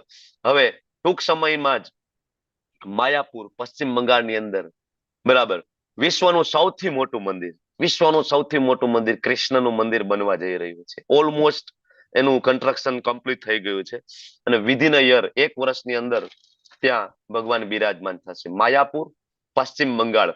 ફ્રી થાવ તો થોડું ગૂગલમાં સર્ચ કરજો, વિડીયોઝ ને તમે જોજો, ખૂબ આનંદ થશે. માયાપુર આખું મોટું ગામ છે, આખું કૃષ્ણમય, રામમય આખું ગામ. ફોરેન થી આવેલ લોકો ત્યાં વસ્યા છે, બરાબર. America, London, New York, Japan, China, Russian, આ બધા ત્યાં વસી ગયા છે, બરાબર. ધોતી કુર્તો, બધા લેડીઝ છે સાડી કુર્તો, સાડીમાં, બરાબર. અને ત્યાં જ વસી ગયા છે, સતત ભક્તિમય સેવા કરી રહ્યા છે. અને આ ઇસ્કોનનું વડું મથક છે એ પણ ભારતમાં છે. સંસ્થાપક આચાર્ય પણ ભારતીય. ઇસ્કોનનું ટ્રસ્ટનું રજીસ્ટ્રેશન પણ શરૂઆત ક્યાંથી થઈ છે? કોલકાતા, બરાબર. અને એનું વડું મથક પણ ક્યાં છે? ભારતમાં. પશ્ચિમ બંગાળ માયાપુરમાં. એટલે કોઈ તમને એમ કે ઇસ્કોન છે ફોરેન સંસ્થા છે, એના આ જવાબ છે, અને આ તમને ગૂગલમાં પણ બધા મળશે. બરાબર. તો આ હતું થોડું ઇસ્કોન વિશેનો પરિચય, થોડો પ્રભુપાદ વિશેનો પરિચય. બરાબર. અને આ આપણા મંદિરના પ્રેસિડેન્ટ છે, નામનિષ્ઠ દાસ. બરાબર. હવે જ્યાંથી આ કોર્સ પ્રસારિત કરવામાં આવે છે, મંદિર શ્રી શ્રી રાધા ગોવિંદ મંદિરના પ્રેસિડેન્ટ છે, સંચાલક છે તેમના. અને એ પોતે પણ આઈઆઈટી કાનપુરના સ્ટુડન્ટ. આઈઆઈટી માં એડમિશન લેવું ખબર છે ને, લોઢાના ચણા ચાવવા પડે. આઈઆઈટી, આઈઆઈએમ, તમે લોકો નામ તો સાંભળ્યું છે, અહીં ઘણા યંગસ્ટર છે, બધાને ખાસ ખબર હશે ને આઈઆઈટી, આઈઆઈએમ શું છે. આઈઆઈટી માં એજ્યુકેશન લીધું. ઇન્ફોસિસ જેવી મલ્ટીનેશનલ કંપનીમાં હાયર પદ ઉપર બિરાજમાન હતા, ઇન્ફોસિસ ની અંદર. બરાબર. કરોડો રૂપિયાનું પેકેજ હતું, કરોડો રૂપિયાનું યરલી પેકેજ. બરાબર. ભગવદ ગીતા વાંચી અને એને થયું કે મારે મારું જીવન કૃષ્ણને સમર્પિત કરવું જોઈએ. બધું છોડી અને મેંગલુરુ ની અંદર નાના એવા ડુપ્લેક્સ ફ્લેટ ની અંદર શ્રી શ્રી રાધા ગોવિંદજીને સ્થાપિત કર્યા અને ત્યાં સેવા કરી રહ્યા છે. બરાબર. તો આ જે નામાનિષ્ઠા પ્રભુ, એમના ગુરુ મહારાજ હિઝ હોલીનેસ જય પતાકા સ્વામીજી મહારાજ, અને એમના ગુરુ મહારાજ એટલે જેમને આપણે પરિચય લીધો, આખા વિશ્વમાં જેને મુવમેન્ટની શરૂઆત કરી, એ અભય ચરણારવિંદ ભક્તિવેદાંત સ્વામી શિલ પ્રભુપાદ. તમને એમ થાય કે આ બધું જાણવાની શું જરૂર છે, પ્રભુજી સીધો પેલો અધ્યાય ચાલુ કરો અને અમે તો ભગવદ ગીતા સાંભળવા માટે આવ્યા છીએ, તમે બીજું ઘણું બધું શીખડાવો છો, સમજાવો છો. પણ આ બહુ જરૂરી છે. તમે બધા રોજ સવારનો 8 વાગ્યાનો સમય મને આપવાના છો. 8 વાગ્યાનો સમય એટલે it's a peak time, highest time છે. બધા બિઝી હોય, તમારે જોબ ઉપર જવું હોય, બિઝનેસ પર જવું હોય, માતાજી રસોઈમાં બિઝી હોય. બરાબર. હવે એવો સમય આપતા હોય તો તમને એ તો ખબર પડવી જોઈએ ને કે આ જે જ્ઞાન આપવામાં આવે છે ઓથેન્ટિક તો છે ને. જ્ઞાન ઓથેન્ટિક ક્યારે કહેવાય? તો કે ગુરુ શિષ્ય પરંપરામાંથી આવતું હોય ને જ્ઞાન ઓથેન્ટિક કહેવાય. 4 પરંપરાની વાત આપણે ચોથા અધ્યાયની અંદર કરશું. બરાબર. એમાંની એક આ પરંપરા છે બ્રહ્મ મધ્વ ગૌડીય સંપ્રદાય. અમે બ્રહ્મ મધ્વમાં આવીએ છીએ. બ્રહ્માજીથી શરૂઆત થતી જે પરંપરા છે, એ પરંપરામાં અમે આવીએ છીએ. અને મારા ગુરુ મહારાજ પણ જય પતાકા સ્વામીજી મહારાજ, અને મારા ગુરુ મહારાજ ને ગુરુ મહારાજ એટલે અભય ચરણારવિંદ ભક્તિવેદાંત સ્વામી શિલ પ્રભુ. ઓકે. હવે તમે બધા ટાઈપ કરો કે ભગવદ ગીતાનો અર્થ શું, તમને શું લાગે છે ભગવદ ગીતા એટલે શું? ટાઈપ કરો તમારા ચેટ બોક્સમાં. બરાબર. હું આગળ વધું છું. એક અર્થ તો તમારી સામે લખેલો જ છે, ભગવાન દ્વારા ગવાયેલું ગીત એટલે ભગવદ ગીતા. બરાબર. એક તો તમને અર્થ ખબર જ છે. હવે ઘણા બધાને એમ થાય કે ભગવાન મારી સાથે વાત નથી કરતા. આપણને પ્રશ્ન થાય ને, જયારે આપણે મુશ્કેલીમાં હોય, આપણને સમજાય નહીં, દુઃખ હોય, તેમ થાય ભાઈ ભગવાન જેવું કાંઈ છે જ નહીં. ઘણા બધા એમ થાય ને ભગવાન જેવું કાંઈ છે જ નહીં, તો આટલી બધી સમાજમાં મુશ્કેલીઓ થોડી હોય. આટલું બધું અંધાધૂંધી છે, યુદ્ધ છે, નાના નાના બાળકોના રેપ થઈ રહ્યા છે. ભગવાન જેવું કાંઈ ન હોય, ભગવાન જેવું ના હોય. બરાબર. અથવા ભગવાન છે તો ક્યાં છે, વાત નથી કરતા. ત્યારે ભગવાન આપણને કહે છે તમારા માટે એક સરસ મજાની ભગવદ ગીતા ભગવાન આપીને ગયા છે. દ્વાપર યુગના અંતે ભગવાન શ્રી કૃષ્ણ સંપૂર્ણ વૈદિક સાહિત્યનો સાર આપણને આપીને ગયા છે, શ્રીમદ ભગવદ ગીતા, જેને લાઈફ મેન્યુઅલ કહેવામાં આવે છે. Life manual. તમે જો આપણે કઈ પણ વસ્તુ લઈએ તેની સાથે મેન્યુઅલ આવે કે નહીં? તમે લોકો મોબાઈલ લીધો તો મોબાઈલ સાથે નાનું મેન્યુઅલ આવ્યું હતું ને, કેટલો સમય ચાર્જિંગ કરવાનું, કેવી રીતના ચાર્જિંગ કરવાનું. બરાબર. તો તમને શું લાગે છે કે આવડું મોટું શરીર તમને મળ્યું, આની સાથે કોઈ મેન્યુઅલ નહીં આવેલું હોય કે આ શરીરનો ઉપયોગ કેવી રીતના કરવાનો, આ મનુષ્ય જીવનનો ઉદ્દેશ્ય શું છે? શું લાગે છે કે ખાલી ખાવું, પીવું, ઊંઘવું, બરાબર, અને ભોગ ભોગવવા, આના માટે આ શરીર મળેલું છે? આપણે તો આ જ કરીએ છીએ ને. શું કરીએ છીએ? સુઈ જઈએ છીએ, સારું સારું ખાવાનું શોધીએ છીએ, ખાઈએ છીએ, ભોગો ભોગવીએ છીએ, મજા કરીએ છીએ. તમને શું લાગે છે કે મનુષ્ય જીવન આના માટે છે? ખાલી આના માટે છે? નહીં, મનુષ્ય જીવનનો કંઈક અલગ ઉદ્દેશ્ય છે, ગોલ છે. બરાબર. કારણ કે 84 લાખ યોનિઓમાં મનુષ્ય જીવન એકમાત્ર એવું છે કે જેમાં તમે ઉદ્દેશ્યને સાર્થક કરી શકો છો. ક્યાં લખેલું છે? આ લાઈફ મેન્યુઅલ શ્રીમદ ભગવદ ગીતાની અંદર કેવી રીતના જીવન જીવવાનું છે. મહાભારતનો એક ભાગ છે શ્રીમદ ભગવદ ગીતા, તમને બધાને ખબર હશે, ભીષ્મ પર્વનો ભાગ છે મહાભારત. મહાભારત તો તમે બધા જોયું હશે ને, BR ચોપડા વાળું. બરાબર. એમાં ભગવદ ગીતાનો વચ્ચે થોડો સંવાદ આવે છે, એનો ભાગ છે. કૃષ્ણ અને અર્જુન વચ્ચેનો સંવાદ છે. ભગવાન બોલી રહ્યા છે, અર્જુન પ્રશ્ન પૂછી રહ્યા છે. મેં તમને શરૂઆતમાં કહ્યું કે ભાઈ આપણે ભગવદ ગીતા યથારૂપ જે છે એ તમે લોકો વસાવી લો. તમને બધાને પ્રશ્ન એમ થાય કે પ્રભુજી આજ ભગવદ ગીતા શું કામ મારા હાથમાં છે, અમારી પાસે બીજી ભગવદ ગીતા છે, પણ આના સિવાય લગભગ જે તમે ભગવદ ગીતા જોશો, બરાબર, એ ભગવદ ગીતામાં આ રીતના ક્યારે આપેલું નથી હોતું. આ ભગવદ ગીતામાં તમે જોશો તો એક શ્લોક હોય, બરાબર, અને એ શ્લોકની નીચે તમે જુઓ તો એના શબ્દાર્થની નીચે જુઓ તો અનુવાદ, ને અનુવાદની નીચે જુઓ તો ભાવાર્થ. આવી રીતના એક પણ ભગવદ ગીતામાં નથી. બીજું, આ ભગવદ ગીતા યથારૂપ પેલા પણ ભગવદ ગીતા હતી, પણ એ પરિવર્તન લોકોમાં ક્યારે જોવા મળ્યું નહોતું. બરાબર, તમને બધાને જાણીને આનંદ થશે કે આ ભગવદ ગીતા યથારૂપ એ આખા વિશ્વમાં સૌથી વધારે વેચાતી, વંચાતી અને યુનિવર્સિટીઓમાં એઝ એ સિલેબસ તરીકે ભણાવાતી એ આ ભગવદ ગીતા યથારૂપ છે. આખા વિશ્વમાં તમે જે ફોરેનર્સ જોઈ રહ્યા છો રોડ ઉપર, બરાબર, જે ભક્તિ કરી રહ્યા છે, મંદિરોમાં જોઈ રહ્યા છો, બરાબર, એ આ ભગવદ ગીતા વાંચીને, બરાબર, સૌથી વધારે આખા વિશ્વની અંદર. એટલા માટે આ ભગવદ ગીતા યથારૂપ છે એ તમને બધાને હું લેવા માટે સજેસ્ટ કરું છું. અને બીજું સૌથી ઇમ્પોર્ટન્ટ છે કે આ ગુરુ શિષ્ય પરંપરામાં છે. બ્રહ્માજીથી શરૂ થતી એક પરંપરા છે. બ્રહ્માજી થી એમના આગળ એના શિષ્યના શિષ્યના શિષ્યના શિષ્ય, એ રીતના આખી આ પરંપરા દ્વારા પ્રાપ્ત થાય છે. પરંપરા દ્વારા પ્રાપ્ત થતું જ્ઞાનમાં ભેળસેળ ના હોય, બરાબર, એટલા માટે એ જ્ઞાન છે એ ઇન્ટેક હોય છે. ગીતા એક વિશાળ પુસ્તક છે. આમ તો 700 શ્લોક છે, તમને બધાને ખબર છે, 18 અધ્યાય 700 શ્લોક. બહુ ડિટેલ સ્ટડી કરવા માટે તો 1 વર્ષ પણ ઓછું પડે એમ છે ભગવદ ગીતાને. જે લોકો અહીં સ્ટડી કરે છે બધાને ખ્યાલ હશે. તો તમને એમ થાય કે 18 દિવસમાં ભગવદ ગીતા કેવી રીતના તમે શીખડાવી દેશો? તો આપણે 18 દિવસ 18 અધ્યાય અને 18 અધ્યાયના મુખ્ય પાસાઓને આપણે કવર કરવાના છે. ભગવદ ગીતાને જીવનમાં કેમ ઉતારવી એ આપણે ચર્ચા કરવાના છે. અને બીજું, મારે તમને બધાને લેવલ 2 માટે તૈયાર કરવાના છે કે જેથી તમે આગળ લેવલ 2 માં આવો ત્યાં આપણે ચર્ચા કરીએ. બરાબર, ભગવદ ગીતા યથારૂપ ગુરુ શિષ્ય પરંપરામાં આવે છે, હમણાં આપણે વાત કરી. બરાબર, તો ગુરુ શિષ્ય પરંપરા એટલે શું?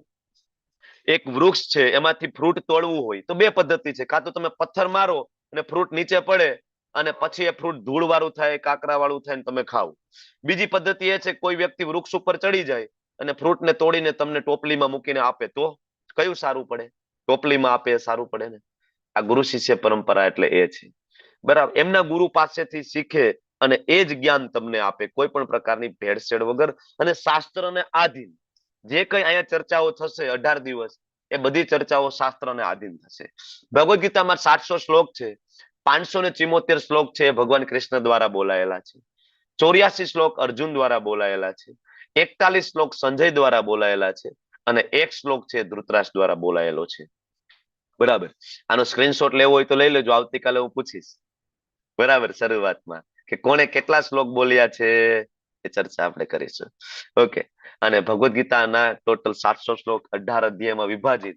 18 અધ્યાયને 3 વિભાગમાં વિભાજિત કરવામાં આવે. પેલા 6 અધ્યાય કર્મયોગના ચેપ્ટર કહેવાય, વચ્ચેના 6 અધ્યાય ભક્તિ યોગના ચેપ્ટર કહેવાય, અને છેલ્લા 6 અધ્યાય છે જ્ઞાન યોગના ચેપ્ટર કહેવાય.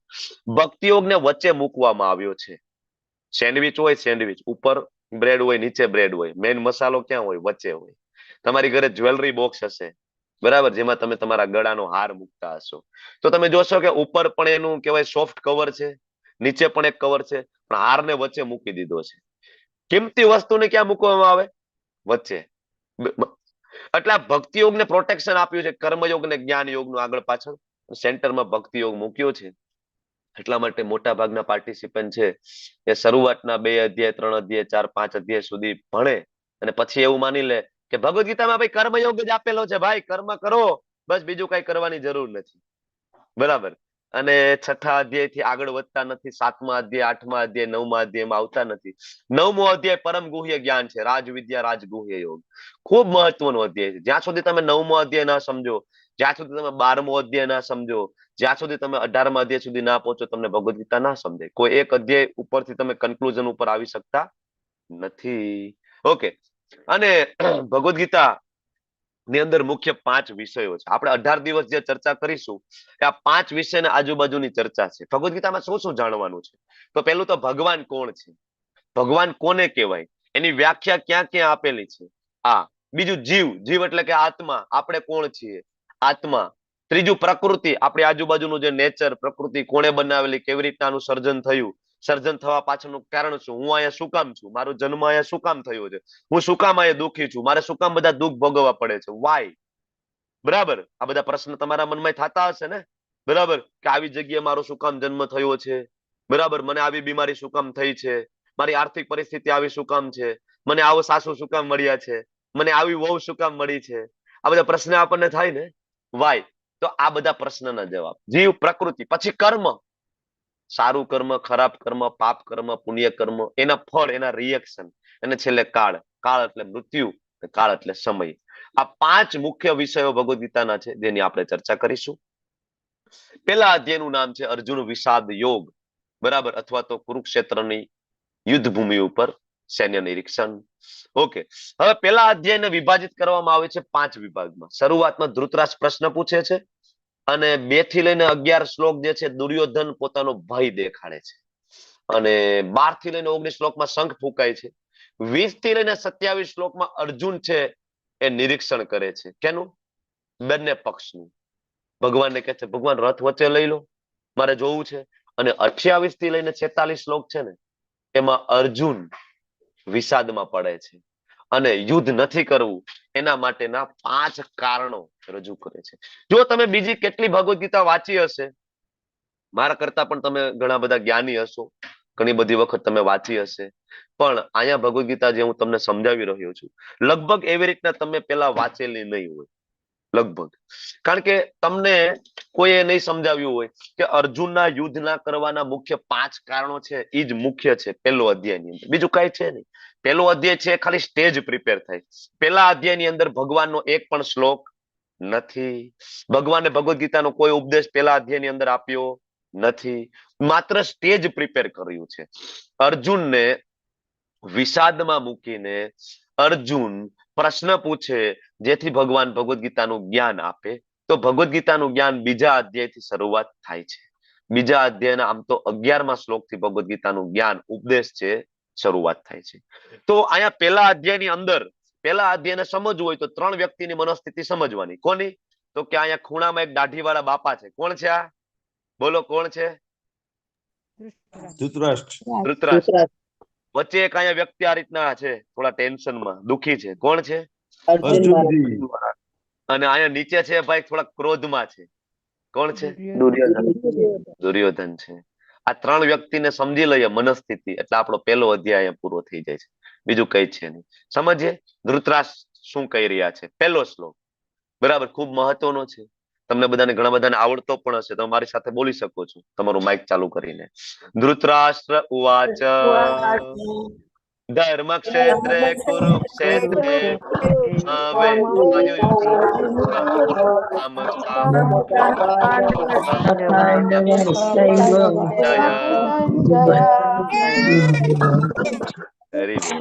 ખૂબ સરસ. બધા એક સાથે આવી રીતના શ્લોક બોલે કેટલો આનંદ થાય. તમે જેમ જેમ આગળના લેવલમાં આવશો ને ત્યાં તમને શ્લોક કંઠસ્થ કરાવવામાં આવશે, શ્લોક યાદ રખાવા તમને શીખડાવીશું. એક એક શબ્દની સંધિ છૂટી પાડીને એને કઈ રીતના સમજવું એ પણ એના ક્લાસીસ આપણે કરીશું. ભક્તિ વૃક્ષામાં એ બધી આપણે ચર્ચાઓ કરીશું, એના પેરેલલ ક્લાસ ચાલે છે. તો પેલો શ્લોક કોણ બોલે છે? ધૃતરાષ્ટ્ર. પેલો ને છેલ્લો આ એક જ શ્લોક ભાઈએ બોલ્યો છે. કોને? ધૃતરાષ્ટ્ર. સંજયને કહે છે સંજય, કુરુક્ષેત્રના ધર્મક્ષેત્ર કહ્યું છે, તીર્થ સ્થાન કહ્યું છે.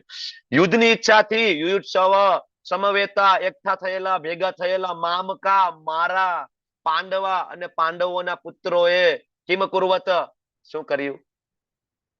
યુદ્ધ ભૂમિ ઉપર ભેગા થવાના હોય શું કરવાના હોય? યુદ્ધ જ કરવાના હોય ને, બરાબર. પણ અહીંયા ટેન્શન છે, ધૃતરાષ્ટ્રને ટેન્શન છે. અને બીજું, આ શ્લોકની અંદર ધર્મક્ષેત્ર શબ્દ વપરાયો છે. કુરુક્ષેત્રની યુદ્ધ ભૂમિ ઉપર હજારો માણસોનું નિકંદન નીકળી જવાનું હતું, છતાં એ જગ્યાને ધર્મક્ષેત્ર તરીકે સંબોધન કરવામાં આવેલું છે. શાસ્ત્રમાં એનું એ રીતના વર્ણન છે. વાય ખબર છે તમને કોઈને? શું કામ એને ધર્મક્ષેત્ર કીધું છે? બોલો બોલો બોલો. ધર્મક્ષેત્ર શું કામ? હરે કૃષ્ણ. હરે કૃષ્ણ. બોલો રમેશ પટેલ પ્રભુ, બોલો. પૂર્વજા જે થઈ ગયા બહુ ધર્મિષ્ઠ હતા અને એમના રાજ્યમાં આવતું હતું અને એમને વરદાન હતું તમારા જે ક્ષેત્રમાં તમે જ્યાં હળ ખેડીને જે જમીન ખેડેલી છે એમાં કોઈ પણ મરશે તો એમનો દ્વાર નહીં ભારે અને સીધું સ્વર્ગ પ્રાપ્ત કરશે. એટલે કે એટલે ત્યાં યુદ્ધ ત્યાં થયેલું અને 68 કરોડનું જે નિકંદન નીકળી ગયું, બધા ભગવાનના ધામમાં પહોંચાડી દીધા ભગવાને, બધાને ભેગા કરી. ખૂબ સરસ. તો ધર્મક્ષેત્ર, કારણ કે ત્યાં કુરુઓના વંશજો, બરાબર, તમને બધાને ખબર છે આગળ ઘણી બધી પેઢીઓ છે, ભરત રાજાથી આખી પેઢીઓ ચાલુ થઈ, એની પહેલા પણ દુષ્યંત અને શકુંતલાના પુત્ર ભરત રાજાથી ધીમે ધીમે આખી શરૂઆત થઈ.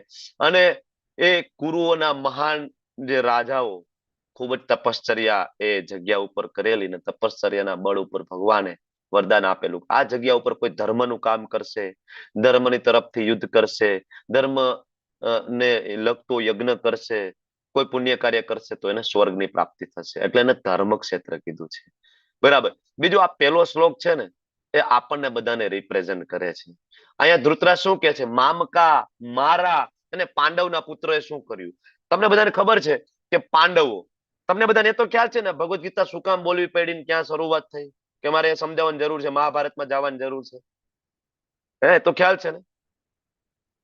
ધૃતરાષ્ટ્ર, પાંડુ બે ભાઈઓ હતા. પાંડુ હા, છે બરાબર મૃત્યુ પામે છે. પાંડુના બે પત્ની કુંતી અને માદ્રી, એના 5 પુત્રો 5 પાંડવો. ધૃતરાષ્ટ્રના પત્ની ગાંધારી અને એમના 100 કૌરવો, 1 પુત્રી. બરાબર. હવે આ પાંડુનું જયારે મૃત્યુ થયું, બરાબર, તો કુંતી મહારાણી એમના 5 પુત્રોને લઈને ક્યાં જાય છે? ધૃતરાષ્ટ્ર પાસે જાય છે. બરાબર, કારણ કે મોટા ભાઈ હતા. ધૃતરાષ્ટ્ર કોણ છે? મોટા ભાઈ, પણ અંધ હતા. અંધતા એટલે એ સમયનો જે નિયમ છે, વૈદિક નિયમ પ્રમાણે કોઈ અંધ છે રાજા ના બની શકે.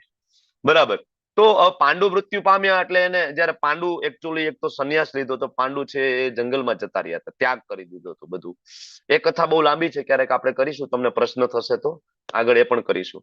તો હવે એ પાંડુ રાજા ગયા ત્યારે અમને કાર્યકારી રાજા બનાવ્યા ધૃતરાષ્ટ્રને, અને ધૃતરાષ્ટ્રના શરણમાં કુંતી મહારાણીને 5 પાંડવો આવ્યા.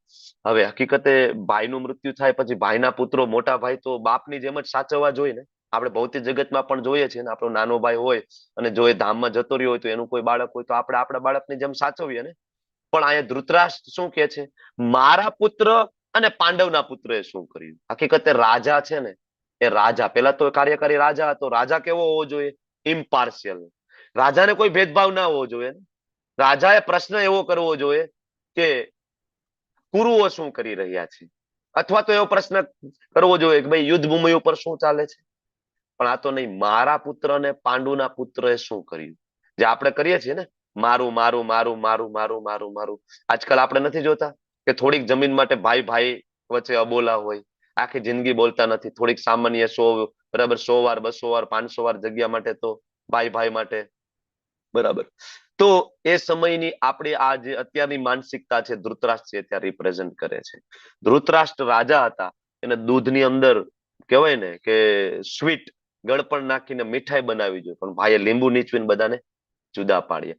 નાનપણથી જ જે દુર્યોધન ને બધા 5 પાંડવોને, તમને બધાને ખ્યાલ હશે કે ભીમને ઝેર આપવાની કોશિશ કરી હતી, મારી નાખવાની કોશિશ કરી. એના સિવાય ઘણી બધી વખત એવા પ્રયત્ન થયા, અને આ બધા પ્રયત્નની પાછળ ધૃતરાષ્ટ્ર જોતા હતા, પણ છતાં પણ એને સપોર્ટ કરી રહ્યા હતા. પાર્શિયાલિટી હતી. એટલે ધૃતરાષ્ટ્ર યુદ્ધ ભૂમિને કેવી રીતના જોઈ રહ્યા છે, શું કામ ધૃતરાષ્ટ્રની માનસિકતા કેવી છે સમજવું હોય તો 3 વસ્તુ બહુ મહત્વની છે. એક તો ધૃતરાષ્ટ્રને શંકા છે, બીજું ધૃતરાષ્ટ્રને ભય છે, અને ત્રીજું ધૃતરાષ્ટ્ર પક્ષપાતી છે. આ 3 વસ્તુ સમજો ધૃતરાષ્ટ્ર વિશે. ધૃતરાષ્ટ્રને શંકા શું છે?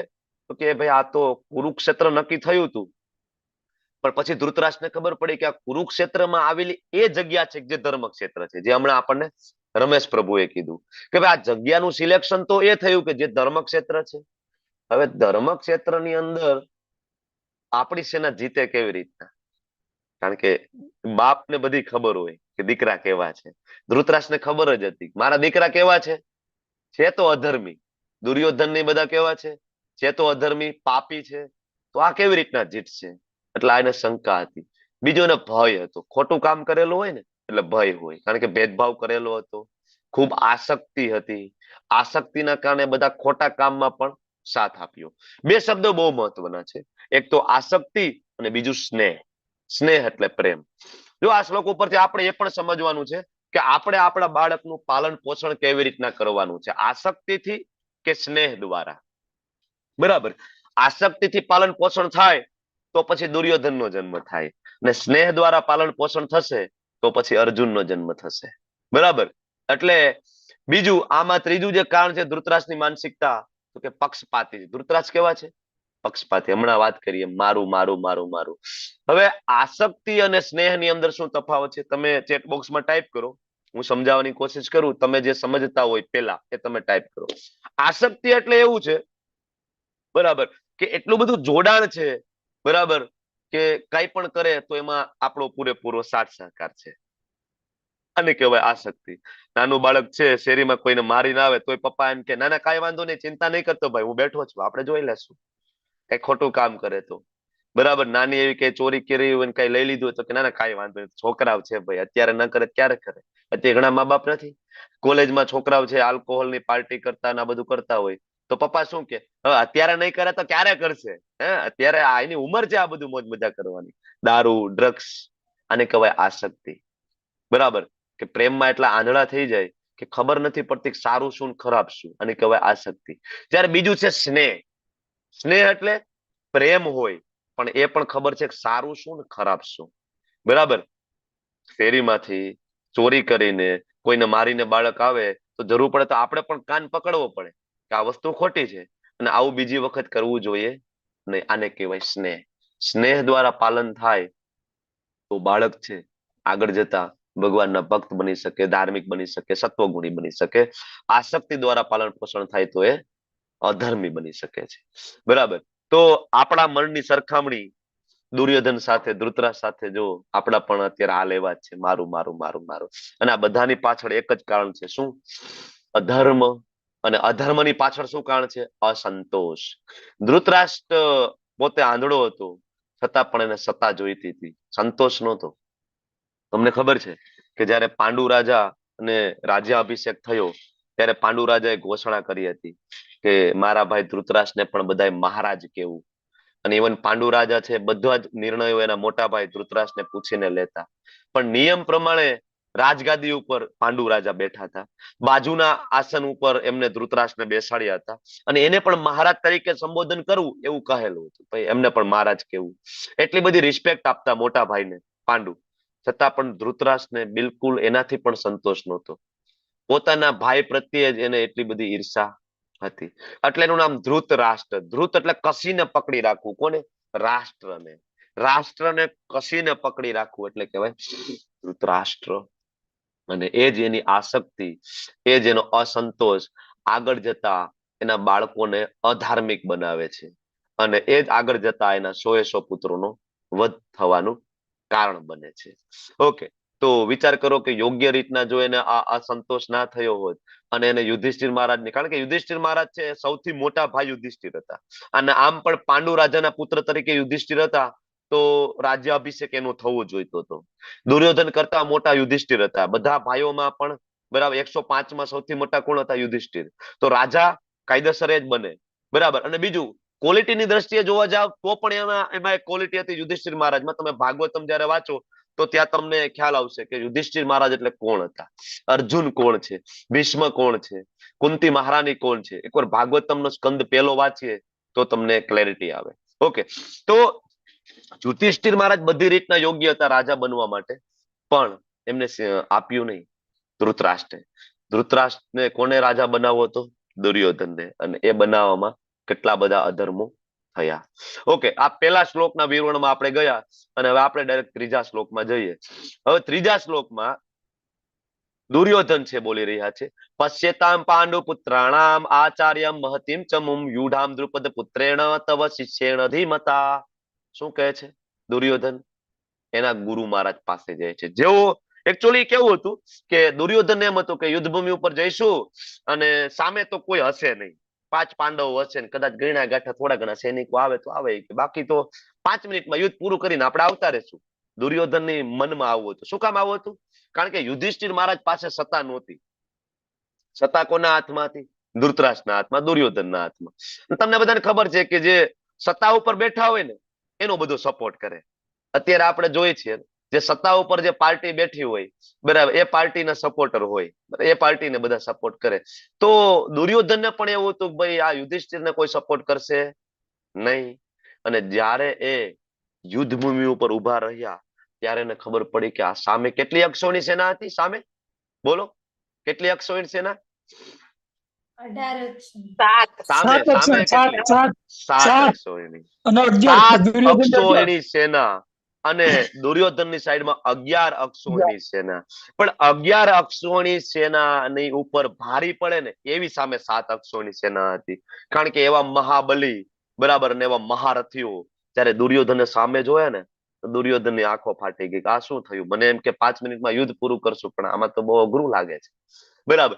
ત્યારે એ દુર્યોધન જાય છે કોની પાસે? એના ગુરુ પાસે. અને અહીંથી દુર્યોધનની માનસિકતા છતી થાય છે. આપણે ધૃતરાષ્ટ્રની માનસિકતા જોઈ ને, હવે દુર્યોધનની માનસિકતા જોઈએ આપણે. દુર્યોધનની માનસિકતા છતી થાય અને દુર્યોધન એના ગુરુ દ્રોણ પાસે જાય અને ગુરુ દ્રોણને કહે છે, પશ્યતામ પાંડુ પુત્રાણામ આચાર્ય મહંતિમ ચમમ. જોવો તમે, બરાબર, તમારો શિષ્ય કોણ? દ્રુપદ પુત્રેણ તવ શિષ્યેણ ધીમતા. બહુ બુદ્ધિશાળી છે.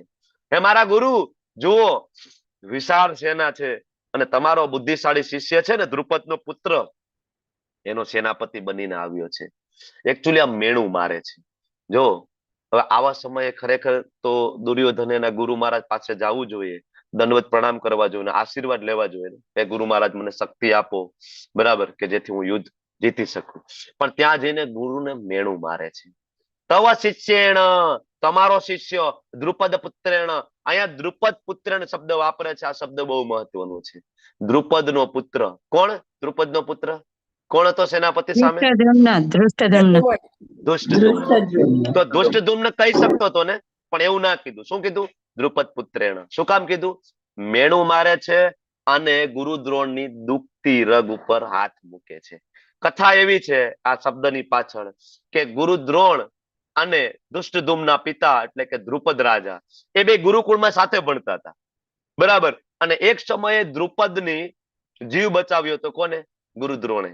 તો દ્રુપદ અને ગુરુ દ્રોણ બે એકદમ પાકા મિત્ર હતા સ્કૂલના, કોલેજના. તો ત્યારે દ્રુપદ છે તો રાજાના પુત્ર હતા, રાજકુંવર હતા, અને ગુરુ દ્રોણ છે એ નિર્ધન બ્રાહ્મણ હતા. તો ત્યારે દ્રુપદે એમને વચન આપ્યું હતું, કોને? ગુરુ દ્રોણને, કે ભાઈ એક વખત હું રાજા બનીશ ને, અહીંથી જયારે આપણું એજ્યુકેશન પૂરું થાય ને પછી હું રાજા બનીશ ને, અડધું રાજ્ય હું તને આપી દઈશ મિત્ર, તું યાદ કરજે. અને ભવિષ્યમાં કઈ પણ મુશ્કેલી પડે તો ચિંતા નહીં કરતો, તારો મિત્ર બેઠો છે. એજ્યુકેશન પૂરું થયું. ગુરુ દ્રોણ અને દ્રુપદ રાજા બની અને ગુરુ દ્રોણ છે તો નિર્ધન બ્રાહ્મણ, વેદો ઉપનિષદો વાંચે અને બધાને ભણાવે અને સનાતન ધર્મનો પ્રચાર કરે, બરાબર. પણ એક દિવસે એવું થયું કે ગુરુ દ્રોણના પુત્ર અશ્વત્થામા, નાના અશ્વત્થામા, બાળક અશ્વત્થામા, એમને દૂધ પીવું હતું અને કોઈ દૂધની જગ્યાએ એને ચૂના મિશ્રિત પાણી અથવા તો લોટ મિશ્રિત પાણી, સફેદ કલરનું થઈ જાય ને, દૂધ જેવું લાગે, પીવડાવતા હતા, બરાબર. ત્યારે ગુરુ દ્રોણ છે જોઈને ખૂબ દુઃખી થાય છે કે મારી પાસે એટલાય પૈસા નથી કે હું મારા બાળકને દૂધ પીવડાવી શકું. તો ગુરુ દ્રોણને યાદ આવે છે, મારો મિત્રએ મને કીધું હતું કે મુશ્કેલી પડે તો મને યાદ કરજે, હું બેઠો છું. તો ગુરુ દ્રોણને એમ થયું કે એને કહ્યું હતું કે અડધું રાજ્ય આપીશ, 50-50, બરાબર. તો કે આપણે અડધું રાજ્ય નહીં તો આપણે ખાલી ગાયો તો માગી આવીએ. ગુરુ દ્રોણ ગયા કોની પાસે? દ્રુપદ રાજા પાસે. દ્રુપદ રાજા પાસે ગયા અને દ્રુપદને કહ્યું કે મિત્ર, તને યાદ છે, બરાબર, આપણે બે ગુરુકુળમાં હતા, તે મને વચન આપ્યું હતું. દ્રુપદ રાજા રાજ સિંહાસન ઉપર બેઠા હતા અને એ સિંહાસન, એ સત્તાનો જે ઘમંડ છે સર ઉપર હતો. દ્રુપદ કહે છે કે આપણી બંને વચ્ચે મિત્રતા ના હોય, મિત્રતા તો સમાનતામાં હોય. તું તારું સ્ટેટસ જો અને મારું લેવલ જો, આપણા બંનેનું કોઈ લેવલ મેચ નથી થતું ને આપણામાં કોઈ મિત્રતા ના હોય. તું જવા દે અહીંથી, થોડી ઘણી ભિક્ષા જોતી હોય તો આપી દો આને સૈનિકો અને આને બહાર કાઢો આ બ્રાહ્મણને. હળહળતું અપમાન કરે છે. કોનું? ગુરુ દ્રોણનું, બરાબર. અને ત્યારે ગુરુ દ્રોણ પ્રતિજ્ઞા લે છે કે મારા મિત્રના મસ્તક ઉપર ઘમંડ સવાર છે અને એ ઘમંડને હું જરૂર તોડીશ. ગુરુ દ્રોણ જાય છે ભીષ્મદેવ પાસે અને ભીષ્મદેવને કહે છે કે તમારા બધા બાળકોને મારી પાસે મોકલો, હું એમને શિક્ષા આપીશ. બધા 5 પાંડવો, કૌરવો, બધાને ગુરુ દ્રોણ છે, બધાને શિક્ષા આપી અને છેલ્લે ગુરુ દક્ષિણામાં ગુરુ દ્રોણે માગ્યું શું? દ્રુપદને લઈને આવો, બરાબર. પેલા બધા કૌરવો ગયા, કૌરવોએ બધા માર ખાધું.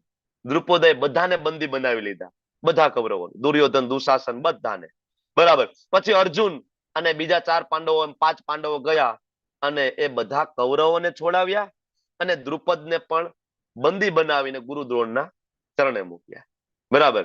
અને ત્યારે ગુરુ દ્રોણ એમ કહે છે જા તને માફ કરી દીધો. હવે વિચાર કરો કે બંદી બનાવીને લાવી બાંધીને લાવીને પછી એમ કે તને માફ કરી દઉં. ક્ષત્રિય માટે આ સૌથી મોટી વાત છે. ક્ષત્રિય છે ગળું કપાવી નાખે, પણ આવી રીતના કોઈ બાંધીને લઈ આવીને ક્ષમા કરી દે, ક્ષત્રિયથી સહન ના થાય ને. બરાબર.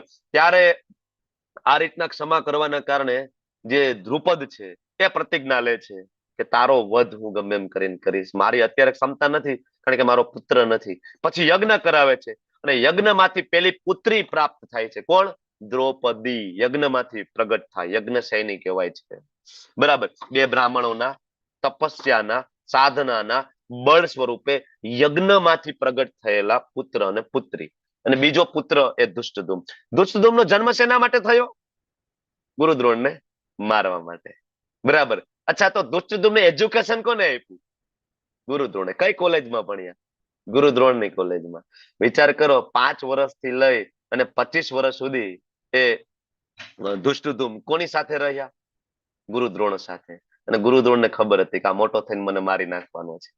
બરાબર. આપણને ખબર હોય તો આપણી સ્કૂલ કોલેજ હોય અને આપણને ખબર હોય કે આ ભાઈ મોટા થઈને મને મારી નાખવાના છે, આપણે અડધી રાતે જઈને ગળું ના દબાવી દઈએ? મોટો થાય તો આપણને મારે ને. આ એ સમયના બ્રાહ્મણો હતા. બરાબર. વિશાળ હૃદય હતું. ખબર છે કે મને મારી નાખવાનો છે, તોય એને જ્ઞાન આપ્યું, બધું શીખડાવ્યું અને શસ્ત્રમાં એટલો બધો એને માસ્ટર બનાવ્યો. તમે વિચાર કરો કે સામેની સેનાનો પોતે સેનાપતિ છે ધૃષ્ટદ્યુમ્ન. એટલે આયા દુર્યોધન એના ગુરુને મેણું મારે છે કે જો તમારો શિષ્ય દ્રુપદ પુત્રેણ, તમારા કરતા તો એ વધારે બુદ્ધિશાળી છે, તમને બુદ્ધિ નથી. જો ગુરુને એવું કે છે કે તમને બુદ્ધિ નથી, તમારો શિષ્ય વધારે બુદ્ધિશાળી છે. આવું હળહળતું અપમાન કરે છે. બરાબર. અને આના ઉપરથી એનો સ્વભાવની ખબર પડે છે. પછી ઘણા બધા શ્લોક આવશે દુર્યોધનના રાજકીય જેનું વર્તન છે. એમાં તમે અત્યારે આપણે જે ચર્ચા કરી, બરાબર, એ શ્લોકમાં દ્રુપદ પુત્રને કહી અને મેણું મારે છે. આગળના 4 થી લઈને 6 શ્લોક તમે જોશો, એમાં જે મહાન નાયકોનો ઉલ્લેખ કરશે. દુર્યોધન છે, બરાબર, ભીમ, અર્જુન, એના સિવાય બીજા બધા. 7મા શ્લોકમાં તમે જોશો ને, તો એમાં દ્વિજો ઉત્તમ એવો એક શબ્દ છે. દ્વિજો ઉત્તમ. દ્વિજો ઉત્તમ. બરાબર. બ્રાહ્મણ શ્રેષ્ઠ.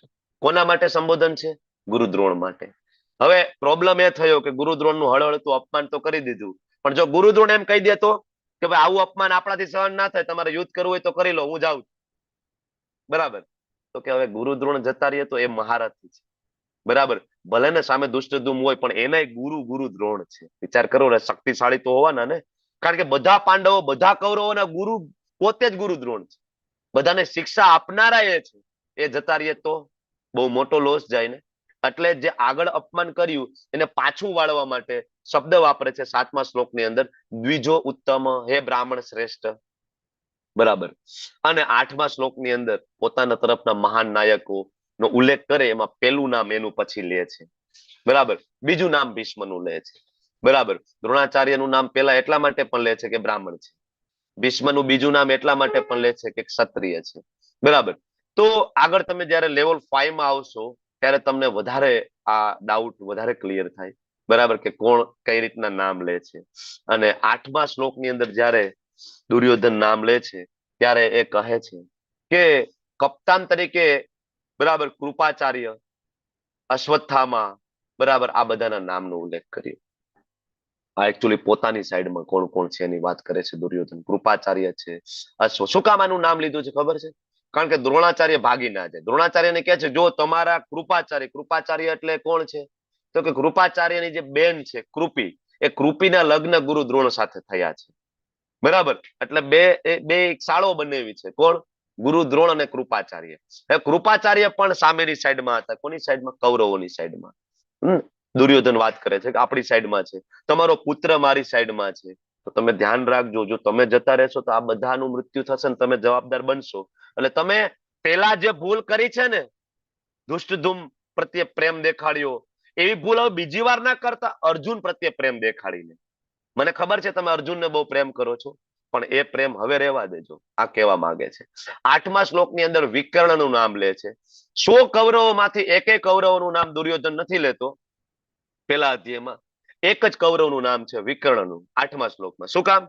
તો કે આ એ વિકર્ણ એ વ્યક્તિ છે કે જયારે દ્રૌપદી માતાનું વસ્ત્ર હરણ થતું હતું ત્યારે વિકર્ણ એકમાત્ર ઉભો થઈને બોલ્યો હતો કે ભાઈ રહેવા દે. માં કહેવાય, આપણી મોટા ભાઈની પત્ની છે, માં સમાન કહેવાય, અને એને નિર્વસ્ત્ર આપણે ના કરી શકીએ. સૌથી મોટું અધર્મ છે. વિકર્ણ ત્યારે બોલ્યો હતો, બરાબર, પણ ત્યારે બેસાડી દીધો હતો. ઓકે, અને પછી કૌરવોના પક્ષમાંથી એક જ એને નામ લીધું, કારણ કે એને એવું હતું કે વિકર્ણ છે એ કદાચ સામેની સાઈડમાં જતો રહે તો. અને 9મા શ્લોકની અંદર એને બીજા બધા વીરોના નામ લીધા. 9મા શ્લોકની અંદર એક શબ્દ છે ત્યક્ત જીવિતા. એમાં જયારે દુર્યોધન બીજા બધા વીરો આવ્યા છે, બરાબર, મારા ખાતર પોતાના જીવ આપવા માટે તૈયાર છે, આ જે શબ્દ વાપરે છે ને, બરાબર, આને અપશુકન તરીકે ઓળખવામાં આવે છે. ત્યક્ત જીવિતા, કે બધા વીરો આવ્યા છે અને મારા માટે પોતાનું શરીર ત્યજવા માટે તૈયાર છે. હકીકતે એવું કેવું જોઈતું હતું કે મને જીતાડવા માટે આવ્યા છે, પણ એ બોલે છે શું? તો કે મારા માટે બધા શરીર ત્યાગ કરવા માટે તૈયાર છે, મતલબ શરીર ત્યાગી દેશે. ખરેખર બધા શરીર ત્યાગી દીધું, બરાબર. તો આ થયું અપશુકન. જે યુદ્ધ જીતવાના કારણો છે ને એમાં આવશે આ. અને 10મા શ્લોકની અંદર સામે સામે બંને સેનાઓનું નિરીક્ષણ આવે છે. ઓકે, તો હવે તમને બધાને એમ થાય કે શું આ બધા પાપ કર્મીઓ હોય, આ મોટું આટલું યુદ્ધ થયું, તો શું આ પાપ કર્મીઓને મારી શકાય? આટલા બધાનો વધ થયો તો આ બરાબર થયું હશે?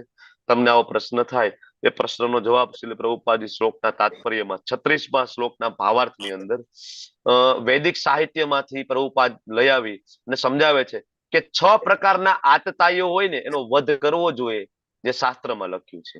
6 પ્રકારના આતતાઈઓ.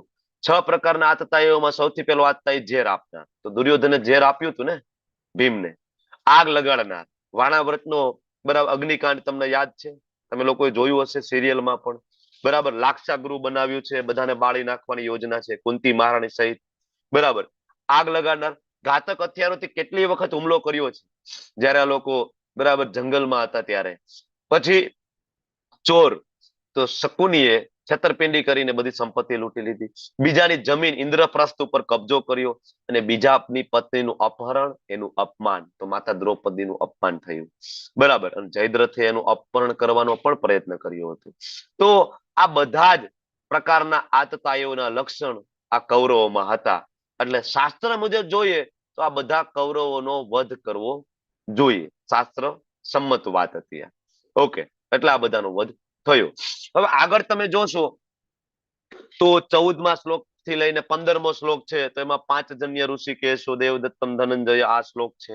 એનાથી આગળનો શ્લોક છે અનંત વિજયમ રાજા, કુંતી પુત્રો યુધિષ્ઠિર. આ બધા શ્લોક છે એ શંખનાદના શ્લોક છે. એમાં ભગવાનના શંખના નામ આવે છે, અર્જુનના શંખના નામ, ભીમના શંખના નામ છે. એ શું કામ નામ આવે છે, નામ શેના ઉપરથી પડ્યા છે, એ આગળ તમે લેવલ 2 માં આવશો, લેવલ 5 માં આવશો ત્યારે તમને વધારે ક્લેરિટી આવશે ત્યાં. ઓકે, તો અલગ અલગ પ્રકારના શંખ ફૂંકાયા, ખૂબ ખળભળાટ મચી ગયો, અને આકાશ અને પૃથ્વી બંને ઉપર કંપન થયું. ધૃતરાષ્ટ્રના પુત્રોના હૃદય વિદીર્ણ થયા. શંખનો જે ધ્વનિ હતો ને, એકચ્યુઅલી જે કૃષ્ણનો જે શંખ હતો એનું નામ 5 જન્ય. અને 5 જન્ય શંખનો જે ધ્વનિ હતો ને, એ શંખ ભગવાને યમલોકમાં જઈને વગાડ્યું હતું. તો યમરાજનું સિંહાસન ડોલવા માંડ્યું હતું, યમરાજ દોડતા દોડતા બહાર આવ્યા હતા. શું થયું ભગવાન? બરાબર. ત્યારે કૃષ્ણએ કહ્યું મારો ગુરુનો પુત્ર ક્યાં છે, મને પાછો આપી દો, બરાબર. તો આવો જે શંખનાદ જે થયો એના કારણે સામેવાળાને તો અડધાના, આ શંખનાદના કારણે સામેવાળાના અડધાને હાર્ટ એટેક આવી ગયા હતા. આ વિદીર્ણ થવુંનો અર્થ એ છે કે એ જે વાઇબ્રેશન, બરાબર, એનું જે ડેસિબલ હતો, જે અવાજનું, એટલો બધો હાઈ ડેસિબલ હતો કે અડધાના હૃદય તો ત્યાં વિદીર્ણ થઈ ગયા હતા અવાજ સાંભળીને, બરાબર. 5 જન્ય. હવે તમે જોશો કે યુદ્ધ જીતવાના જે કારણો કયા કયા હતા. તમને બધાને ખબર છે પાંડવ યુદ્ધ જીતી ગયા. તેમાં મુખ્ય જે કારણ છે, 9 કારણ છે પાંડવો યુદ્ધ જીત્યા. કયા કયા? તો કે પહેલું તો ધર્મ ક્ષેત્ર હતું, જે આપણે પહેલા શ્લોકમાં જોયું. બીજું તો કે અર્જુન પાસે દિવ્ય રથ હતો. કોને આપ્યો હતો અર્જુનને રથ, દિવ્ય રથ? અગ્નિદેવે આપ્યો હતો, બરાબર. પછી કપિધ્વજ સ્વયં હનુમાનજી બિરાજમાન હતા. પહેલો અધ્યાય 20મો શ્લોક, બરાબર. રથ ઉપર કોણ બિરાજમાન હતા? હનુમાનજી. જ્યાં રામ હોય ત્યાં હનુમાનજી હોય. રામકૃષ્ણમાં કોઈ તફાવત નથી, બે એક જ તત્વ છે, બરાબર. તો હનુમાનજી પણ ત્યાં બિરાજમાન છે ભગવાનની સેવામાં. ઓકે, શંખનાદ આપણે જોયું, હૃદય વિદીર્ણ થયા. પછી ગાંડીવ ધનુષ્ય હતું અર્જુન પાસે. કોને આપ્યું હતું ગાંડીવ? પશુપતાસ્ત્ર કોને આપ્યું હતું? શિવજી સ્વયં મહાદેવે શિવજી. પશુપતાસ્ત્ર શિવજીએ એને આપ્યું હતું. કોણ જીતી શકે શિવજી આપેલા અસ્ત્રની સામે? પછી ત્યક્ત જીવિતા હમણાં આપણે વાત કરીએ એમ, અને મોક્ષદા એ દિવસ હતો, એકાદશી નો દિવસ હતો. આવતીકાલે પણ એકાદશી છે, બરાબર. મોક્ષદા એકાદશી નો દિવસ હતો. અને જ્યાં કૃષ્ણ હોય, જ્યાં નારાયણ હોય, ત્યાં હંમેશા લક્ષ્મી હોય, ભાગ્યલક્ષ્મી હોય. તો જે બાજુ ભાગ્યલક્ષ્મી હોય તો પછી શું શંકા છે એની જીત માટે? અને સ્વયં ભગવાન ઋષિકેશ, ભગવાન કૃષ્ણ, ભગવાન નારાયણ જ્યાં હાજર હોય એને જીતવા માટે કોઈ શંકાઓ નથી. તો આ 9 કારણ છે અર્જુનના યુદ્ધ જીતવાના. હવે આ બધી ચર્ચાઓ થઈ, અર્જુને સૈન્ય નિરીક્ષણ કર્યું. જો દુર્યોધનની મનસ્થિતિ આપણે જોઈ, હવે આપણે અર્જુનની મનસ્થિતિ જોઈશું. વિચાર કરો કે આ યુદ્ધ જીતવાનું એ તો અર્જુનને ખબર હતી. તમે જયારે 10મા અધ્યાયમાં આવશો ને ત્યારે તમને ખબર પડી જશે કે અર્જુન પોતે કહી દેશે કે મને તો ખબર જ છે, પરમ ધામમ, બરાબર, પરમ પવિત્રમ ભવન, એ બધું કહે છે. પરમ ધામ કે તમે જ છો, પરમ બ્રહ્મ પરમ ધામમ પવિત્રમ પરમમ ભવન, મને બધી ખબર છે, મારો મોહ દૂર થઈ ગયો છે, અર્જુન કહેશે. અર્જુનને બધી ખબર હતી, બરાબર. યુદ્ધ જીતવાનો છે એ પણ એને શરૂઆતથી ખબર હતી. છતાં પણ અર્જુન એમ કે છે કે યુદ્ધ નથી લડવું, જવા દો ને, એને જીતવું હોય તો ભલે જીતી જાય, બરાબર. આ અર્જુનની માનસિકતા છે. વિચાર કરો કે અહીંયા ખાલી 100 વાર જગ્યા હોય ને, 100 વાર જગ્યા, એના માટે ભાઈ ભાઈ આખી જિંદગી બોલતા નથી. અહીં ઘણા બધા ખેડૂત છે, ખેડૂતમાં ઓલા શેઢો ખોતરવાની ટેવ હોય, તમને ખબર છે ને. બે ખેતર વચ્ચે થોડી જગ્યા હોય, આ બાજુનો ખેડૂત પોતાની સાઈડમાં થોડું થોડું ખોતરે, ઓલી બાજુનું પોતાનું, અને એમાં જો એકાબીજાને ખબર પડે તો એકાબીજાની હત્યા સુધી થયેલા દાખલાઓ ગુજરાતની અંદર કેટલા બધા છે. અને આ તો ચક્રવર્તી સમ્રાટ બનવાના હતા. અર્જુન, યુધિષ્ઠિર મહારાજ કેવા સમ્રાટ બનવાના? ચક્રવર્તી. ચક્રવર્તી એટલે ખબર ને, આખી પૃથ્વી ઉપર એક જ શાસન હોય, એને ચક્રવર્તી કહેવાય. બીજા કોઈ રાજા જ નહીં, બીજા બધા રાજા એની અંડરમાં આવે, એને કહેવાય ચક્રવર્તી શાસન. જેમ રામચંદ્રજીનું શાસન હતું એ કેવું હતું? ચક્રવર્તી રાજા હતા, પ્રભુ રામચંદ્ર. એની અંડરમાં બધા રાજા આવે. સૌથી ઉપર રાજા કોણ? કે રાજા રામ. એવી રીતના યુધિષ્ઠિર મહારાજનું ચક્રવર્તી શાસન થવાનું હતું. પણ અર્જુન એમ કે છે કે નહીં, જવા દો ને પ્રભુ, એને જીતવું હોય ભલે જીતી જાય, આપણે યુદ્ધ નથી કરવું. અને જ્યારે આ બધાને જોવે છે ત્યારે અર્જુનને દયા આવે છે, કરુણા આવે છે, બરાબર. એના કારણે એના અંગોમાં કંપન થાય, મોઢું સુકાઈ જાય, શરીર ધ્રુજવા માંડે, રૂવાડા ઉભા થઈ જાય. ઘણા બધાને એમ થાય કે અર્જુન ડરપોક હતો, અર્જુન ડરી ગયો, અર્જુન બી ગયો. નહીં, અર્જુન ડરપોક નહોતો. આવું તો યુદ્ધ કૌરવો સાથે એને પેલા પણ થયેલું છે. ઇવન અર્જુન તો સ્વર્ગમાં જઈ અને ગંધર્વો સાથે યુદ્ધ કરી અને ઇન્દ્રનું રક્ષણ કરી શકે એ ક્ષમતા ધરાવતો હતો. તમને ખબર છે, ઇન્દ્ર ઉપર જયારે ગંધર્વોનો જયારે હુમલો થયો હતો ત્યારે ઇન્દ્રએ અર્જુનની સહાયતા લીધી હતી કે અર્જુન તમે આવો. અર્જુને યુદ્ધ કર્યું હતું, એકલા હાથે સ્વર્ગને બચાવ્યું હતું. આ એ અર્જુન છે, બરાબર. ઘણી વખત યુદ્ધ થયું છે, બરાબર. જયારે એ અજ્ઞાતવાસમાં હતા ત્યારે પણ એની ફાઇટ કૌરવો સાથે થયેલી છે. ત્યારે સામે કર્ણને બધા હતા, બધાને પરાસ્ત કર્યા હતા. ત્યારે બૃહનલલા બનેલા હતા અર્જુન, બરાબર. જયારે વિરાટના રાજ્યની અંદર ત્યારે પણ યુદ્ધ થયું છે. એટલે એવું નથી કઈ અર્જુન કઈ બી ગયા છે, સામે કર્ણ છે, ભીષ્મ છે, દ્રોણ છે, ડરી, આ બધા ત્યારે પણ હતા. જયારે બૃહનલલા તરીકે અર્જુન હતા ત્યારે પણ આ બધા સામે ઉભા હતા, અર્જુન આ બધાને હરાવી દીધા હતા. અર્જુન ડરપોક નથી, પણ અર્જુન ને દયા આવે છે, બરાબર. અને એ અર્જુન હવે ભગવાનને 5 કારણ કહે છે યુદ્ધ ના કરવાના. બસ આ અધ્યાયનું આ ઇસેન્સ છે, સાર છે. તો એમાં 28મો શ્લોક ઉપર તમે ટાઇટલ મારો કે અર્જુનનું યુદ્ધ ના કરવાનું પહેલું કારણ છે કરુણા, બરાબર. બીજું કારણ છે અર્જુનનું યુદ્ધ ના કરવાનું 31મો શ્લોક, કયું કારણ છે? કોઈ આનંદ નથી. ત્રીજું કારણ છે 36મો શ્લોક, પાપનો ભય. ચોથું કારણ છે કૌટુંબિક પરંપરાનો નાશ. આ અધ્યાયમાં 4 કારણ આવે. આગળના અધ્યાયના 6થા શ્લોક, બીજા અધ્યાયના 6થા શ્લોકમાં અનિર્ણયતા. આ 5 કારણ અર્જુન ભગવાનની સામે રજૂ કરે અને આ 5 કારણનો જવાબ એટલે શ્રીમદ ભગવદ્ ગીતા. આ 5 પ્રશ્નનો ભગવાન જે જવાબ આપે છે એ જ ભગવદ્ ગીતા.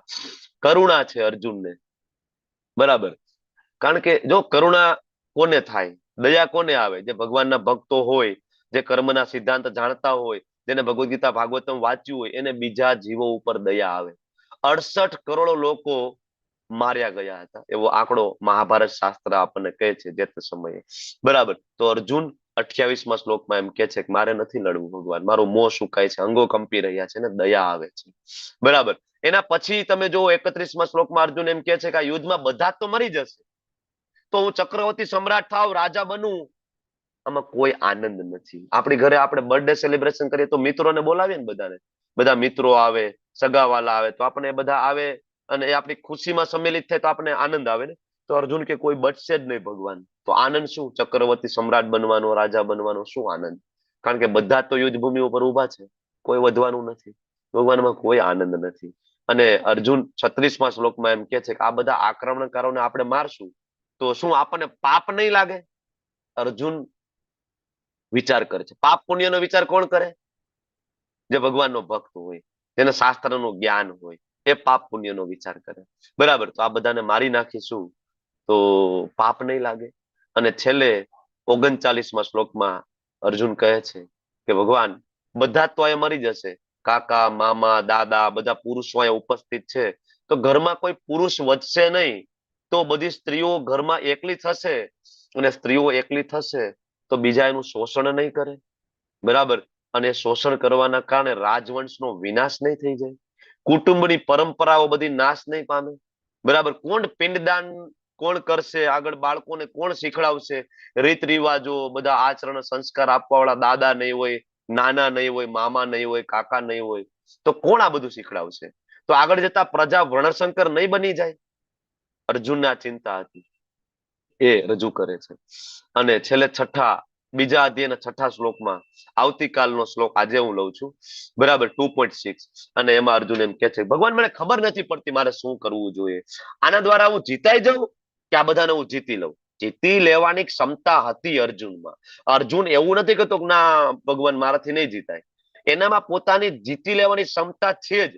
અર્જુન કે હું બધા ઉપર ભારી પડું એમ છું, ભલે ને સામે ભીષ્મદેવ હોય, ગુરુ દ્રોણ હોય, પણ મને સમજાતું નથી કે મારે કરવું શું જોઈએ. આ બધાને જીતી જાવ ને બરાબર અમે જીતી જઈએ કે પછી એને જીતવા દઈએ, કઈ સમજાતું નથી. તો આ જે 5 પ્રશ્ન રજૂ કર્યા, એ 5 પ્રશ્ન ના જવાબ એટલે બીજો અધ્યાય. અને આ સેમ જે 5 કારણ છે ને, કરુણા, કોઈ આનંદ નથી, પાપ, કૌટુંબિક પરંપરાઓ અને અનિર્ણયતા, આ 5 કારણ છે કે જેના કારણે આપણે બધા આપણા મનુષ્ય જીવનનું ઉદ્દેશ્યને જાણી શકતા નથી. આ જ કારણ છે જે અર્જુના 5 કારણ કીધા ને યુદ્ધ ના કરવાના, એ સેમ 5 કારણ છે તમારું મારું મનુષ્ય જીવનનું ઉદ્દેશ્ય ના જાણવા બાબતે, ભગવાનની ભક્તિમય સેવામાં આગળ ના વધવાનું આ જ કારણ છે. જે તમે લેવલ 2 માં આવશો ત્યારે આ જ અધ્યાયના અંતે તમને સમજાવવામાં આવશે કે કેવી રીતના આપણા જીવનના જે 5 કારણો અને અર્જુનના 5 કારણો બે સેમ છે. ઓકે, ખૂબ ખૂબ ધન્યવાદ. તમે બધા ખૂબ શાંતિપૂર્વક સાંભળ્યો. તમારો બધાનો ખૂબ ખૂબ આભારી છું. વાંછા કલ્પતરુભ્યશ્ચ કૃપા સિંધુભ્ય એવ ચ પતિતાનાં પાવનેભ્યો વૈષ્ણવેભ્યો નમો નમઃ. અનંત કોટિ વૈષ્ણવ વૃંદ કી જય. શ્રીલ પ્રભુપાદ કી જય. હરે કૃષ્ણ કૃષ્ણ કૃષ્ણ હરે હરે, હરે રામ રામ રામ હરે હરે. ઘણા બધા નવા પાર્ટી